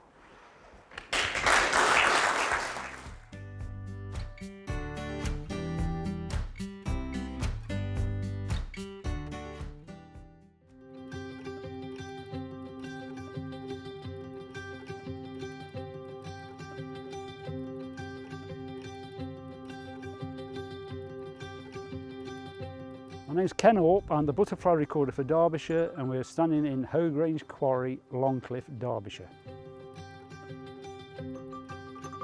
Well, it was last quarried in the 1970s, and it was left for nature to move in. The quarry owners at the time decided they weren't going to do any more quarrying. Longcliffe acquired it, and then I found it about 10 years ago, and now it is a nature reserve for all to enjoy.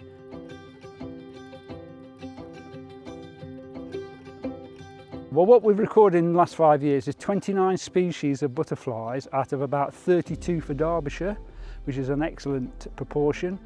Quite a number of them breed here as well, so we put plants in to make sure that they can lay eggs on the correct caterpillar food plant. You get wall brown here. Now that is the rarest species in Derbyshire at the moment, which is resident. It's breeding now. It's actually laying its eggs on grasses, but up on the ledges of outcrops, and this quarry has got rocky outcrops, and that is where they lay their eggs, and they've changed their lifestyle in the last 20 years.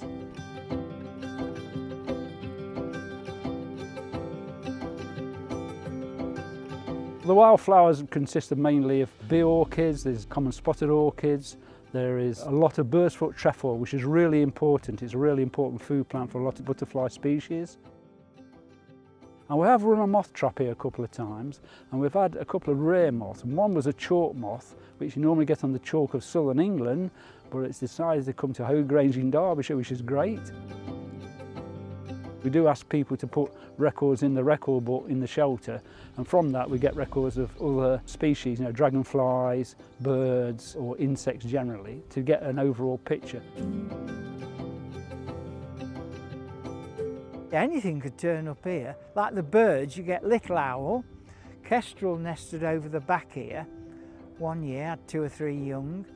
You regularly see kite and buzzard over and raven. Last year, I had white throat and stuff nesting and red start, and it's a brilliant sight here. You get loads of people from all over the country really. It's worth enjoying, and if people have got kids, always try and help them and explain to them what you've got to see, and that's what it's all about really. It's quite amazing, and you're lucky to have somewhere like this.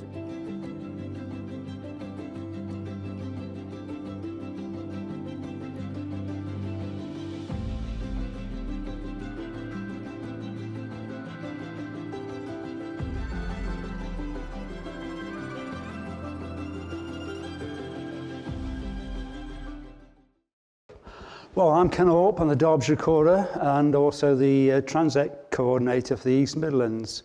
But all that's aside, because I'm really committed to this project that we've got in Derbyshire, fantastic gem of a butterfly nature reserve.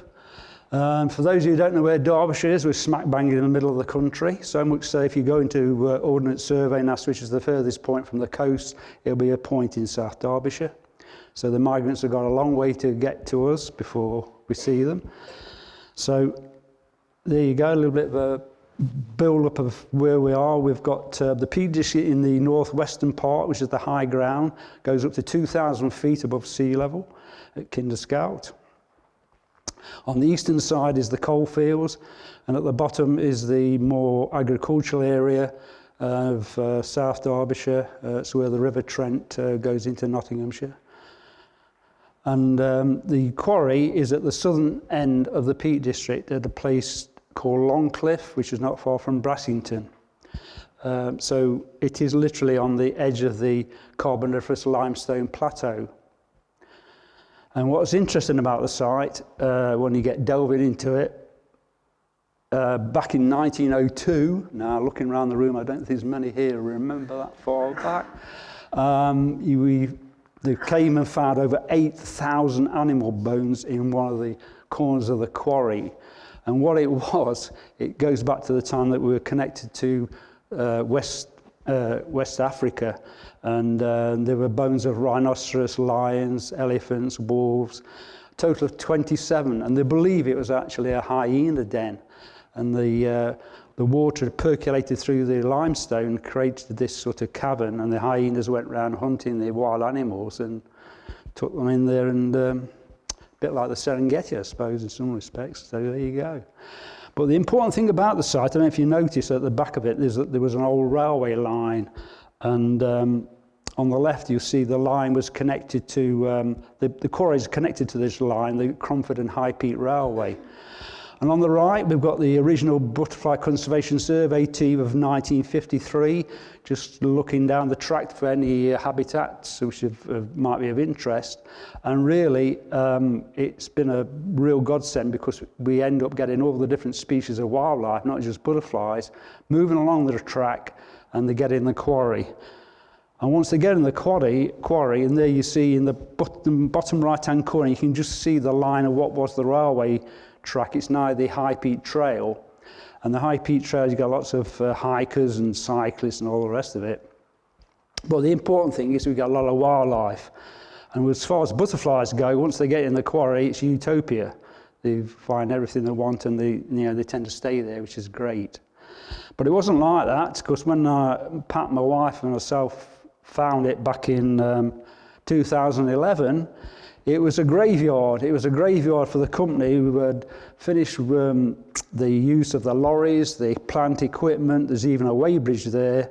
And it was like, yeah, this is not the best place I was expecting, but I could see the potential. So I thought, well, it's worth keeping in contact with the owners and just see whether or not it's worth converting it into a nature reserve over the years. So it's not got without its problems, but we've got over them. I mean, a typical summer's day is, as you can see there, this is midsummer's day. So you might be looking at purple emperors in Sussex and thinking, wow, this is great. You know, we've got that to contend with.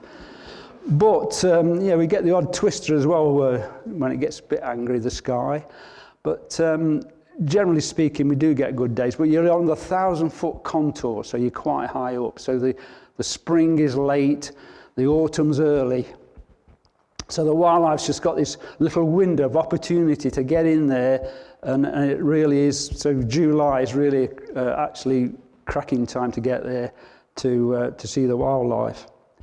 Now, why has it become redundant? Well, in the 1970s, they put in the M1 motorway through the East Midlands, and they're using the limestone from these quarries. Unfortunately, the quality wasn't sufficient for the MOT, so they decided that this quarry wasn't really producing suitable limestone for the motorway. And on the right-hand side, you can see the reason why. There's like layers of flint in amongst the limestone, and that obviously the teeth on the crushers that wasn't suitable. You used to wreck the teeth on the crushers. So in the end, they decided, no, that's it, we won't bother. So 2015, with a bit of persistence from myself, my wife, and Ray, the warden, we got hold of the owners and said, you know, what are you going to do about the site?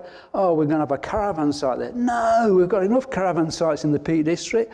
Why do you have it as a nature reserve? And then things evolved such that, yes, they relinquished all their quarrying rights, and now it is a nature reserve for everybody. It's an open nature reserve, so if you're in Derbyshire, do come in. It's there open all the year round. It's managed by the Wildlife Trust, but in reality we do all the work there. We have an open day once a year, and I've issued some leaflets around, which hopefully, if you're in the area, do come, because on the 2nd of July 2023, the place will be, there'll be guided talks, and Longcliffe put on a good display of food, drinks, and all the rest of it. So it's a really good day out. There's a moth watch on the 1st of July, so we can show visitors the moths, what's present at the site. Just to summarise it, to date, up to 2022, we had 29 species of butterfly out of a possible 32. We've moth trapped about 4 times only, but about 120 species already. Plants and wildflowers, some of the botanists who come, they're actually enthralled with these species of wildflowers that's got established there, about 200 species. Dragonflies, we've got the Longcliffe quarries have dug 2 ponds out for us. We've had 14 species of dragonfly in 3 years. Birds, at least 49 species, either some breeding in the quarry or some flying over. Tall grasshoppers, we had 4 out of 5 of the species of grasshoppers in Derbyshire recorded there. And in the ponds, we've had great crested and smooth newts. The only thing we've not got any real data on at the minute is bees and hoverflies. So if anybody's got an expertise in that area, if you'd like to come and tell us what we've got, that'd be fantastic. So it all started by we had to start removing ash saplings, because over the years the ash trees were trying to get in. So I know we've got ash dieback now, but in those days we wasn't sure. So we started removing ash saplings, and we had to spread some limestone over the floor of the quarry, whereby the lorries had remained there for a number of years and they'd stain in. So we had to put in certain areas certain amount of limestone. With the butterfly conservation volunteers turned up, so we started planting all the buckthorns, so the brimstone. And the next thing we thought, well, just in case we get white-letter air streak, we'll put some disease-resistant elms in, so we've planted elms as well. And then we've got our friends, Longcliffe Quarries, to start digging a pond out. And on the left is a pond in the bottom of one of the big holes. There's 2 holes. The big hole's got a nice new pond in 2017, they dug it. And by April 2018, the pond had filled up with rainwater, you know, from the sky, and it was all sort of not using Severn Trent water or anything like that. It's purely rainwater from the sky. And at the entrance to the site, there's a dew pond, which is, when I turn up, there's got a tree growing through the middle of it. But thankfully, Longcliffe restored it, so we've actually got 2 pond areas now. And as mentioned, the wildflowers are absolutely amazing. Autumn gentian, clouded cudweed, doesn't look too much, but I'm told it's quite a rare species of plant to get. Orchids, the traditional bee orchid on the left, but on the right, it's a variation called a wasp orchid. I think the Latin name's Trolli, I'm not sure. But there's only 2 sites in Derbyshire where you can see the wasp orchid, and the Hoe Grange Quarry is one of them. So very pleased to get that. Butterfly-wise, 2019 is when we started recording the hair streaks. The green hair streak came in. There's lots of birdsfoot trefoil around the site, and there's an area which had got the elms, which is why we planted the disease-resistant elms nearby. Unfortunately, we've managed to get records of the white letter hair streak as well. Other bat species include dingy skipper, big colony of dingy skippers, small heath, lots of small heaths about within the short grassland, and a couple of Peak District specialities, dark green fritillary. And on the right is the brown argus, what we call the Peak District form. It's like a combination of the northern boys meeting up with the southern girls, and what happens, you end up getting like a hybrid, and you see that the luneals, the orange markings on the upper wings or any of the wings are decreasing, so you don't get a full set of luneals. Quite a different species of subspecies of brown argus we get. Coming on to the wall brown, which is the main butterfly in my life. The habitat is really, we found out since the new millennium, it's the outcrops, on the 1,000-foot contour, the rocky outcrops. And what it is, this is a typical habitat. The butterfly, the female's laying its eggs on grassy ledges on these outcrops. And they tend to get the protection of the overhanging rocks for egg-laying sites. And then if you get a bit closer, you can see on the left-hand slide, there's a picture of the caterpillar, and it sits on the ledges there, feeds up occasionally during the winter. Then it goes into a little cave ready to pupate on the right. And then there's the pupa hanging down on the grass. So it's grass up on the high level. It's not grass down at normal ground level. We found that maybe it's something to do with the nitrogen content. I'd be interested to hear from the ladies doing the talk about nitrogen, whether or not they've done any research about the wall brown, because I know a lot of you in this room today has probably not seen the wall brown this century. We've got loads of it in Derbyshire. And then the female, the butterfly emerged as a female. And just to give you some idea what you're missing, this is the wall brown that we photographed at Hoe Grange. The male at the top left. The underside, the coloration of the underside, the camouflage is fantastic. When they get against rocks, they almost disappear with the camouflage. Female on the bottom left, and then you've got the male and female getting to know you on the right. Just a few distribution maps just to give you an idea what's happening in Derbyshire. This is Derbyshire on the left-hand map, how it was in 1995. Well, the year 2000, 95 to 2000, it's more or less throughout the county, no problem. And then all of a sudden, around about the year 2000, it started disappearing. We didn't know why. And it's heading to the Peak District, which is the area in the top left of the map. So when you look at the distribution for the period 2015 to 19, you can see it's absolutely everywhere in the Peak District, whereas southern Derbyshire and eastern side of Derbyshire completely disappeared. So we thought, what is the reason? What's going off? And now we realise it's gone for the cooler climate, it's gone for the rocky outcrops, and it seems to be laying its eggs on ledges on the rocky outcrops.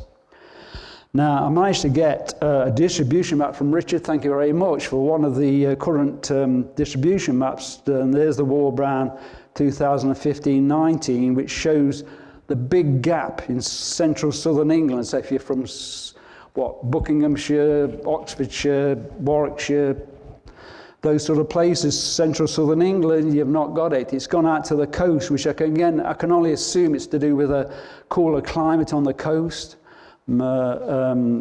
Whereas in central southern England, it's a warmer climate. Maybe nitrogen in the grass has got something to do with it as well. So this is the sort of things we found out by studying the wall brown at our site at Hoe Grange. But it's not just butterflies, we've got a range of moths. Wood tiger moths present there, flies in May through to June. This is the chalk carpet. I think Butterfly Conservation put out a request for records of chalk carpet. We were on the moth trap and lo and behold, we've got chalk carpet there. Other species have occurred in the moth trap, frosted orange, blotched emerald, scarce border straw, mauvais de jour, and then we've got the 2 ponds, and that's produced 14 species of dragonfly, common hawker, which is common in the Peak District, dragonfly, and the black darter, again a Peak District speciality. And what we did last year, we found there's a lot of people, a lot of interest, but they didn't really know what they were seeing. So what we did, we got an information centre. We put created some charts so that people could go around, take photos with their mobile phones, come back, look in the information centre and compare with what they photograph with what's up on the charts. And that really helped with the records. People were then keen, they were learning what they were seeing, and they were making a note of for what they're seeing, which helps us as well. And there's the little information centre, and there's the charts that we put up to help people on wildflowers, dragonflies, butterflies, moths, dayfly moths. Once a year we have an open day, Hoe Grange Quarry Open Day, brilliant set up by Longcliffe. They got all teas, coffees, free ice cream van, everything's there, and it's a real good occasion. Just before COVID, we got 600 people there one day. Last year, people getting over COVID, we got 300 people. But if you're in the Derbyshire area, beginning of July, 2nd July, do come in. It's all free, and it's a great day out. There's some of the people enjoying it in 2022. And then not only the people have been there, we've had Countryfile there, because this story about the wall brown disappearing really got them, and they came over to find out what it's all about. And well, there's a picture of some of the team there. You might on the right-hand photo, you might recognise Ellie Harrison, one of the presenters on Countryfile. Losses, yeah, we've got lots of birds, and so they do take some. We've seen some photos already. The wheatear particularly has got a tendency to go for some of the wood tigers and also the small tortoiseshell. Birds breeding in the quarry faces, little owl. And on the right, the peregrine is not actually breeding in the quarry, but it's certainly going over and helping itself to its wood pigeons for its dinner. We find out that the working quarry down the road, as soon as the siren goes off at 10 to 1, the peregrine falcon goes up. 1 o'clock when the explosion goes, so does the wood pigeons. Bang. Thank you very much, I've got my dinner. And so other birds seen at Hoe Grange include stonechat. This year, 2022, we had the spotted flycatcher, which is a great bird to get. And it's really this working relationship we've got with the quarry, Longcliffe Quarry. I can't speak high enough of them. We've actually ended up with a trophy from the Institute of Quarrying. I like it better than the one on Pointless myself. And yeah, our main partners and owners are Longcliffe Quarries, who we work with tremendously. They've supplied us with over 300 tonnes of limestone for butterfly banks throughout the county. So that's the sort of rapport we've got with them. It's fantastic.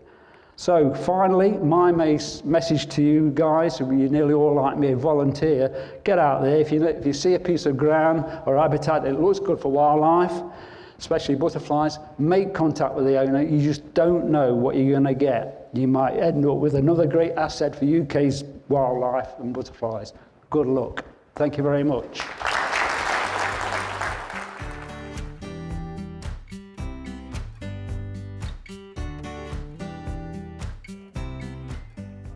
Thank you. Thank you very much for inviting me to come and talk. My name's Martin Wayne. I've been working for butterfly conservation since about 2008.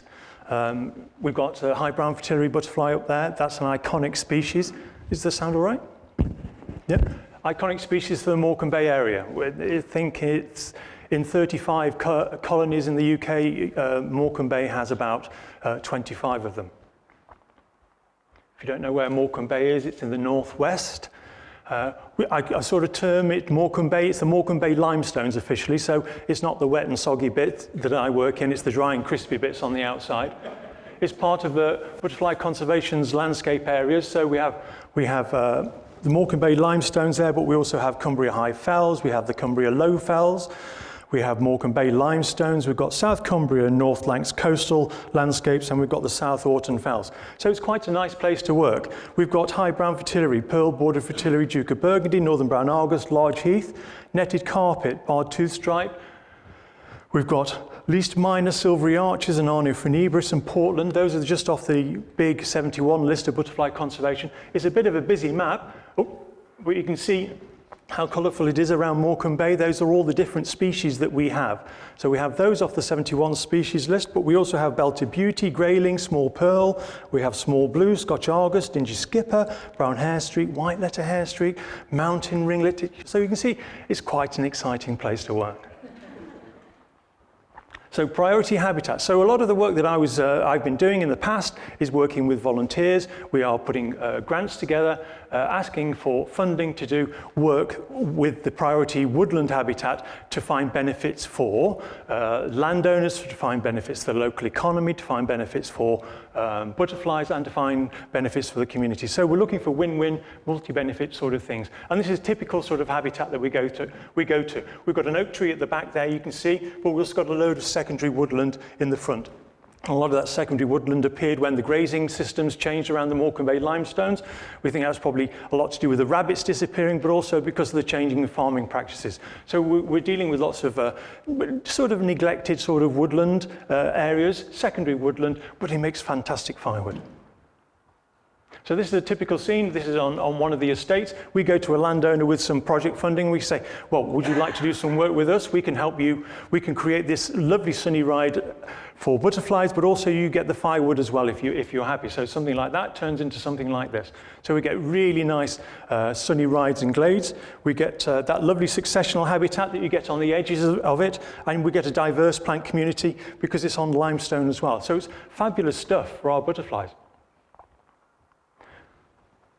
After we've done a bit of work, this is a typical scene. So we have the contractors that come in and do some of the work. They chop down the trees, and then we often go in with volunteers to tidy up and to make the money go further.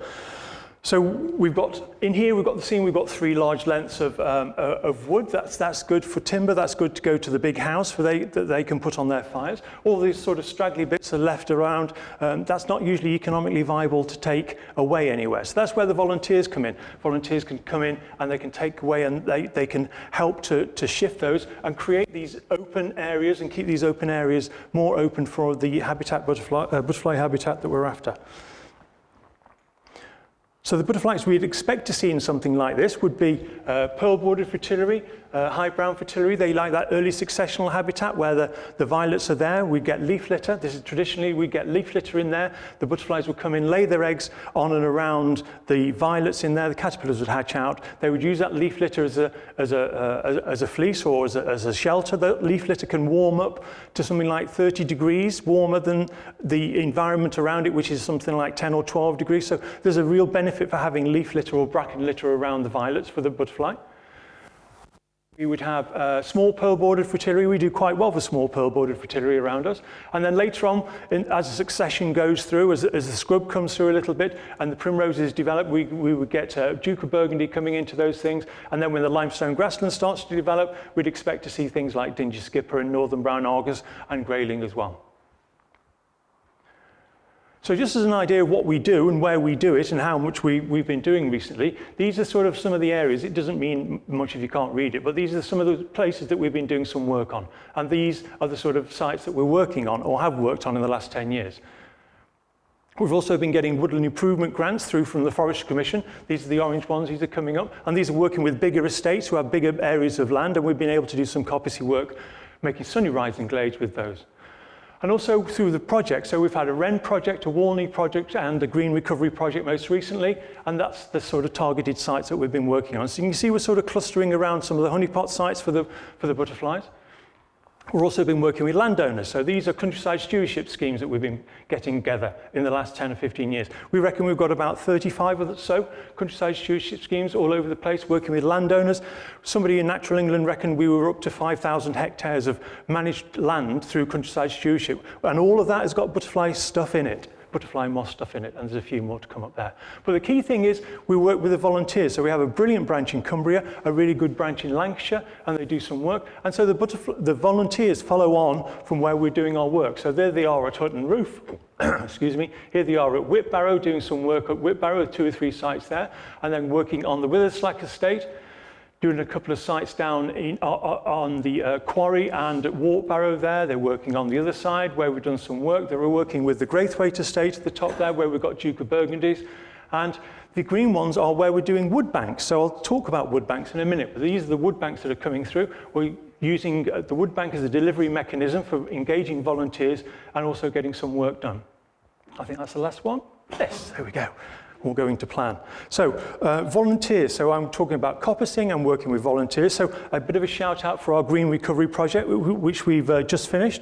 It was, we put in a grant for 250,000, what was it, £250,000 limit, and we put a grant in for 249,997.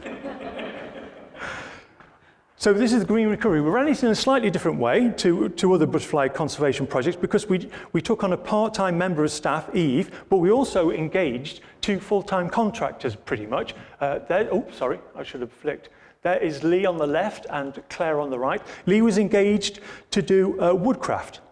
So he's a young coppicer with a little job that he's got doing, and we've sort of worked with him, and he brought his skills on there. Claire was a contractor we employed to do the engagement, and the idea was that we would try to engage with different groups and organisations that we never really had the time or the money to work with in the past. He is one of the volunteers on Hutton Roof taking away some of the firewood, and here we are, Eve and myself, working with Justine. Justine is another contractor that we brought on. She's a brilliant mother, so she would come and do some engagement work with us on moths. So we do the usual stuff. Cutting down and burning brash, opening up sunny rides and glades, but we also wanted to add value to things and do these different things. So we were trying to train young people, we were training in identification of butterflies and moths, learning about woodland butterflies, teaching people about that, creating opportunities for people for their well-being, particularly young people, vulnerable, harder to reach communities. We encouraged data collecting, and we did this wood bank system, which I'll explain in a minute. So we work with some of the local charities. If you've ever tried to work with local charities, you appreciate how hard it is actually to get involved with these. It often requires one person that you talk to all the time who brings out people. You're not really sure how many people are going to turn up. You don't know when they're going to turn up sometimes. Sometimes it's quite difficult for them to be engaged with what we were doing. But eventually, as we got through it time and time again, and they came again and again and again, everything began to get better. We're working with the Lighthouse community here. They came out and we did some charcoal making with them, and we had a really nice session where a local artist came out and took the charcoal and was drawing things with them from the charcoal they had made, which is quite a nice thing, something we'd never tried before. We were working with the ACE group, which is a group of youngsters from Lancaster. They came out and they were making pea sticks and bean poles. We did some artwork based around moths with a pop-up project from Morecambe. We worked with the Adlam group. They were really good and they loved Lee. So they would come out and they would do work with Lee, twiddling with sticks and things and making all sorts of things with him. We worked with the Well as well, and they were some really good, strong lads who came out and were helping us throw the firewood around and sort things out. And we also worked with Haverrig Prison. We've got a nice little connection going with them now. They've got a lot of time on their hands, obviously, and they've got some fantastic resources there for growing plants. So we're going to get them to grow 2,000 or 3,000 primroses for us, which is lovely. We worked with Oversand schools, and we did some links with schools. So all in all, we were working with quite a few people, and the more they came out, the more they enjoyed what they were doing. Here's a typical situation. So on Hutton Roof, we've got a load of brash. We try to add value to it. So here are the determined volunteers. They made pea sticks and beam poles, and they sold the pea sticks and beam poles to the locals. So that bought their insurance for the next year's work, for conservation work, which is quite a nice squaring of the circle. We train them in coppicing skills, and we're adding value all the time. We were talking to them about butterflies, and we're doing moth surveys with them as well. So the wood bank and well-being system worked quite well. So instead of burning the firewood in the conservation bonfires, these people came to us and said, well, why are you burning that? We could take that home. And we say, well, it's too difficult to get. The contractors don't want it. And they said, oh, we'll come and collect it. We'll come and carry it out. So the first time I worked with it, I was working with 3 pensioners and a toddler, and we carried 3 tons of firewood out to the roadside. And from that roadside, we took it to somebody's house. So that's the system, really. So all the wood that's too small for contractors and too twisted and too far away from the road, these wood bank people would come in and they would carry it. And the system is that it gets cut up, and then it gets collected, and then it's moved, and then it's taken to someone's house. And Claire had a big garden, so Claire took a lot of this stuff in. It was cut up by a contractor that we paid for through the project, and then it was seasoned, which was really important because people weren't taking home really damp firewood. And then if you were a volunteer, you took your fair share home with you, and that could be anything from an IKEA bag to a boot full of firewood. But the fair share was sort of reasoned out between them all. They all sort of worked out what was fair and what wasn't, and it came to be a really nice system. And one of the nice stories was that some of the older people, some of the older pensioners, put their their winter fuel allowance together, because one of the aims of the project was to offset fuel poverty. We wanted to identify people in the community that might be struggling to pay for their fuel bills, and so we were selling, or we were giving them, or selling them really cheap firewood anyway. But the older members of the group got together, put their winter fuel allowance together, and they bought that family a wood stove so that they could burn the firewood that we were giving them. So it was quite a nice community thing. It had a lovely feel to it. And we use this as a really effective delivery mechanism for engaging with local communities. And so when it came up before that we'd use it in 5 different places, it's been really quite effective. Everybody seems to get a nice fair share of the firewood, but they're also having the multiple benefits of it's being social, so they're getting exercise, they're having a community group. These are people on Hutton Roof having a thing out of it, a meal out of it. We got other contractors in, so we had George and his horse that came out and we did some work with him, and everybody loved to see some horse logging going on. And we also did some interesting partnership work. This one at the top was from Grange, and it's owned by the council, and there was so much wind damage in there they couldn't handle it. They got the contractors to come and cut it all down, but there was left a real mess. But our wood bank went in there and they beavered away, and they cut down and they cut it all up, and they took home loads and loads of firewood. Here's one keen lad. He collected his firewood on his bike, which is great. And here is Lee standing outside. So these bags of logs that were cut up would go to a local food bank. Somebody would come and collect them, take them to the food bank, and then they were distributed through the food bank, which was quite a nice system, and everybody was rather proud of all that. And the butterflies and moths benefit too. So this is an area where we've been through. We haven't cut down the big trees like the birch trees, but we were just cutting the scrub with the loppers and the saws. And this has turned out to be a really good area for goldenrod and for an Arnia funebris to come in after that. So butterflies have been benefiting, as well as the society, the group, the multiple benefits, shall we call it that? Win-win. So just a shout out for our green recovery. We held about 100 events. We got 882 volunteers attended, and we had over 3,000 hours, and that was during COVID. So it was a really nice system.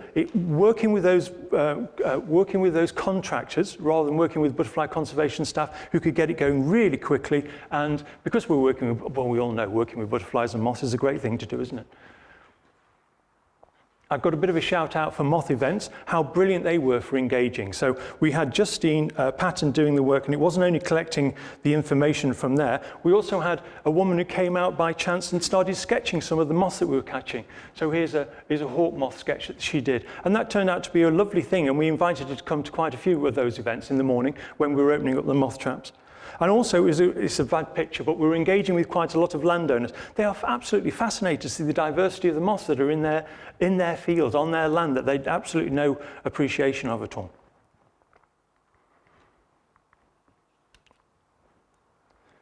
Right.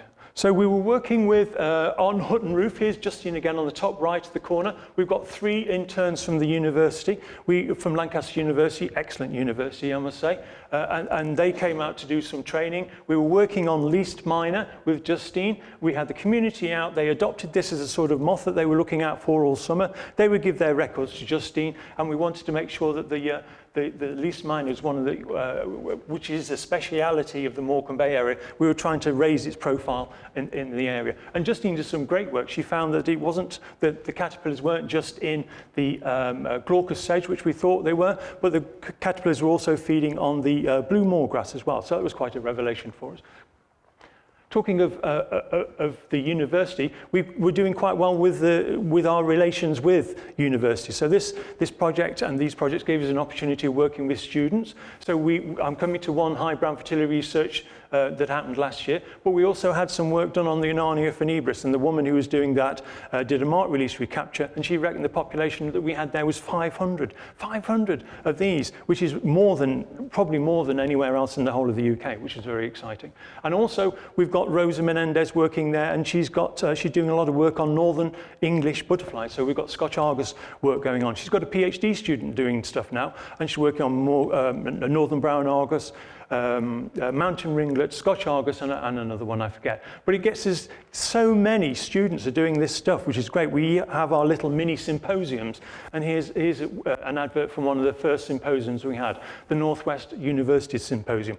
We had one a couple of weeks ago. And we were working with students from 3 universities. There was 11 students presenting different things from their dissertation through their masters and PhD students. We had 5 other landscape managers, and we had 175 people that came to listen to young people doing science. It was a fabulous day. So is it all working? Well, it could be better. Let's say it could be better. So all that work that we're doing for coppicing, all that work we're doing, opening up early successional habitats, we're finding increasingly that it's not working as well as we hoped it would.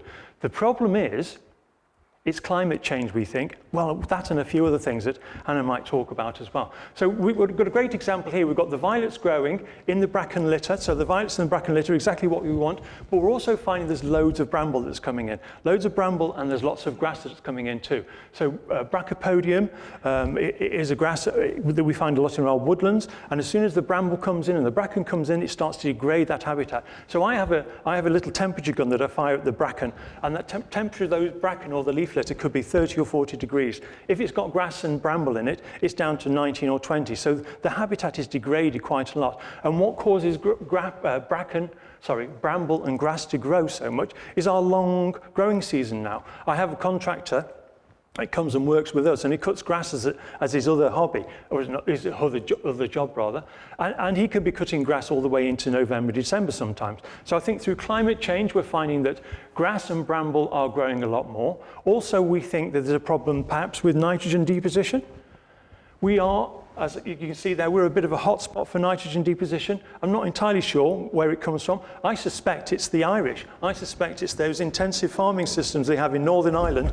All that slurry, all the ammonia just rises up, and then it comes and dumps down on us in Cumbria. But a little bit of nitrogen in our limestone areas makes things go really, really, really well.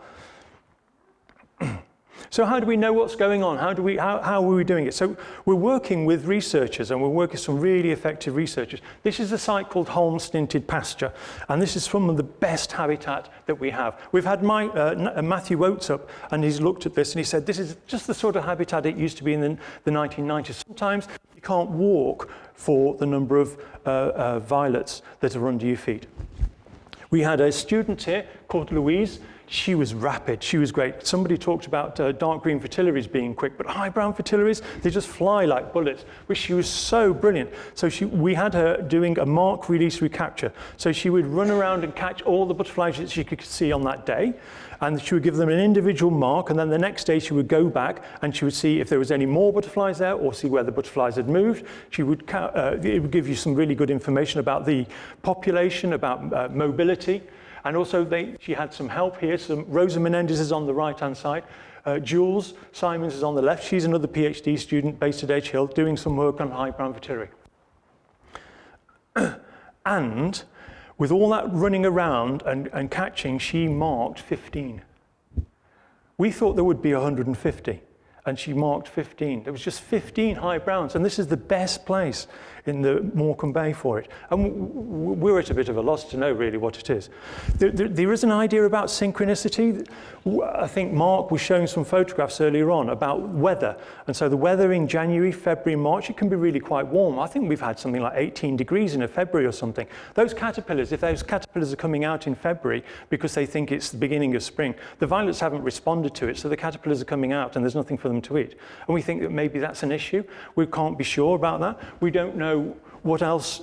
There are lots of other things. But Matthew Oates said that the climate change is it's like playing a football game, but the ball changes shape. But not only the ball, the goals are moving all the time. The pitch is different way round. Everything changes. And as soon as you start finding something you think works, it's already changed. So there's another example, Duke of Burgundy. So these are all the sites above the estuary in the 1990s, which had Duke of Burgundy. They're the little red dots. I got the information from Tully House. And they're all extinct, except for that little bit on Whitbarrow. Same again on the south. All those red dots have disappeared, except for the few round gate barrows. So we think this is probably succession. We think that when the rabbits stopped grazing those sites, there were primroses and cowslips there. The butterflies could lay their eggs, but because nothing's been grazing those sites, then the cowslips have just been grown over by rank grassland. And we think that's a problem. But what are we doing? So we've had some success. We've got some volunteers out on Whitbarrow, and they've been planting cowslips and primroses along there, and we've started seeing the Duke of Burgundy move along there and all the way down into Farrow. So there is some things that we're trying different ways. We are working with landowners. So this is a facilitation group that I run, and I've said we've got about 5,000 hectares of farmland in direct management for butterflies, which is very exciting.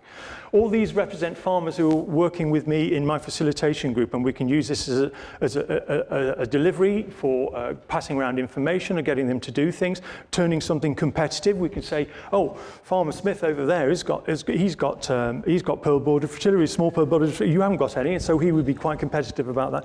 And we get to encourage people to do a lot more. We've also got 2 landscape restoration projects. They're really big landscape projects, and we're working with their owners. And they value our butterflies because that helps them to get into countryside stewardship. That helps them to get some money. We're working with 2 rewilding projects around, we've got Haweswater, wild Haweswater and wild Ennerdale. We're increasing awareness and connectivity. We're doing things like cutting later. So if we have a flail like going in, cutting the rise, he's doing it as late as he possibly can in March so that the grass doesn't have a chance to respond. What else are we doing? We're trying to make things more connected. Oh, and we're working with new technologies. So these are cattle, and they have no fence grazing collars on. They have a grazing, you can control it on an app on your phone. How amazing is that? So you can tell them where to get, where they can't go. And as soon as they approach this fence that you've drawn on your phone, it dingles. It gives them a little dingle. And if they go there, then they get a shock from, like an electric shock from a fence, but they soon realize that the dingle then just turn away. So we can get cows grazing in meadows and then grazing in the woodlands to poach the ground for the touch-me-not balsam, which benefits the netted carpet moth. That sounds pretty cool. And we're working with more people. We're trying to work with more partners, more researchers, and especially volunteers to make things bigger and better and more connected landscapes. How about that? Thank you.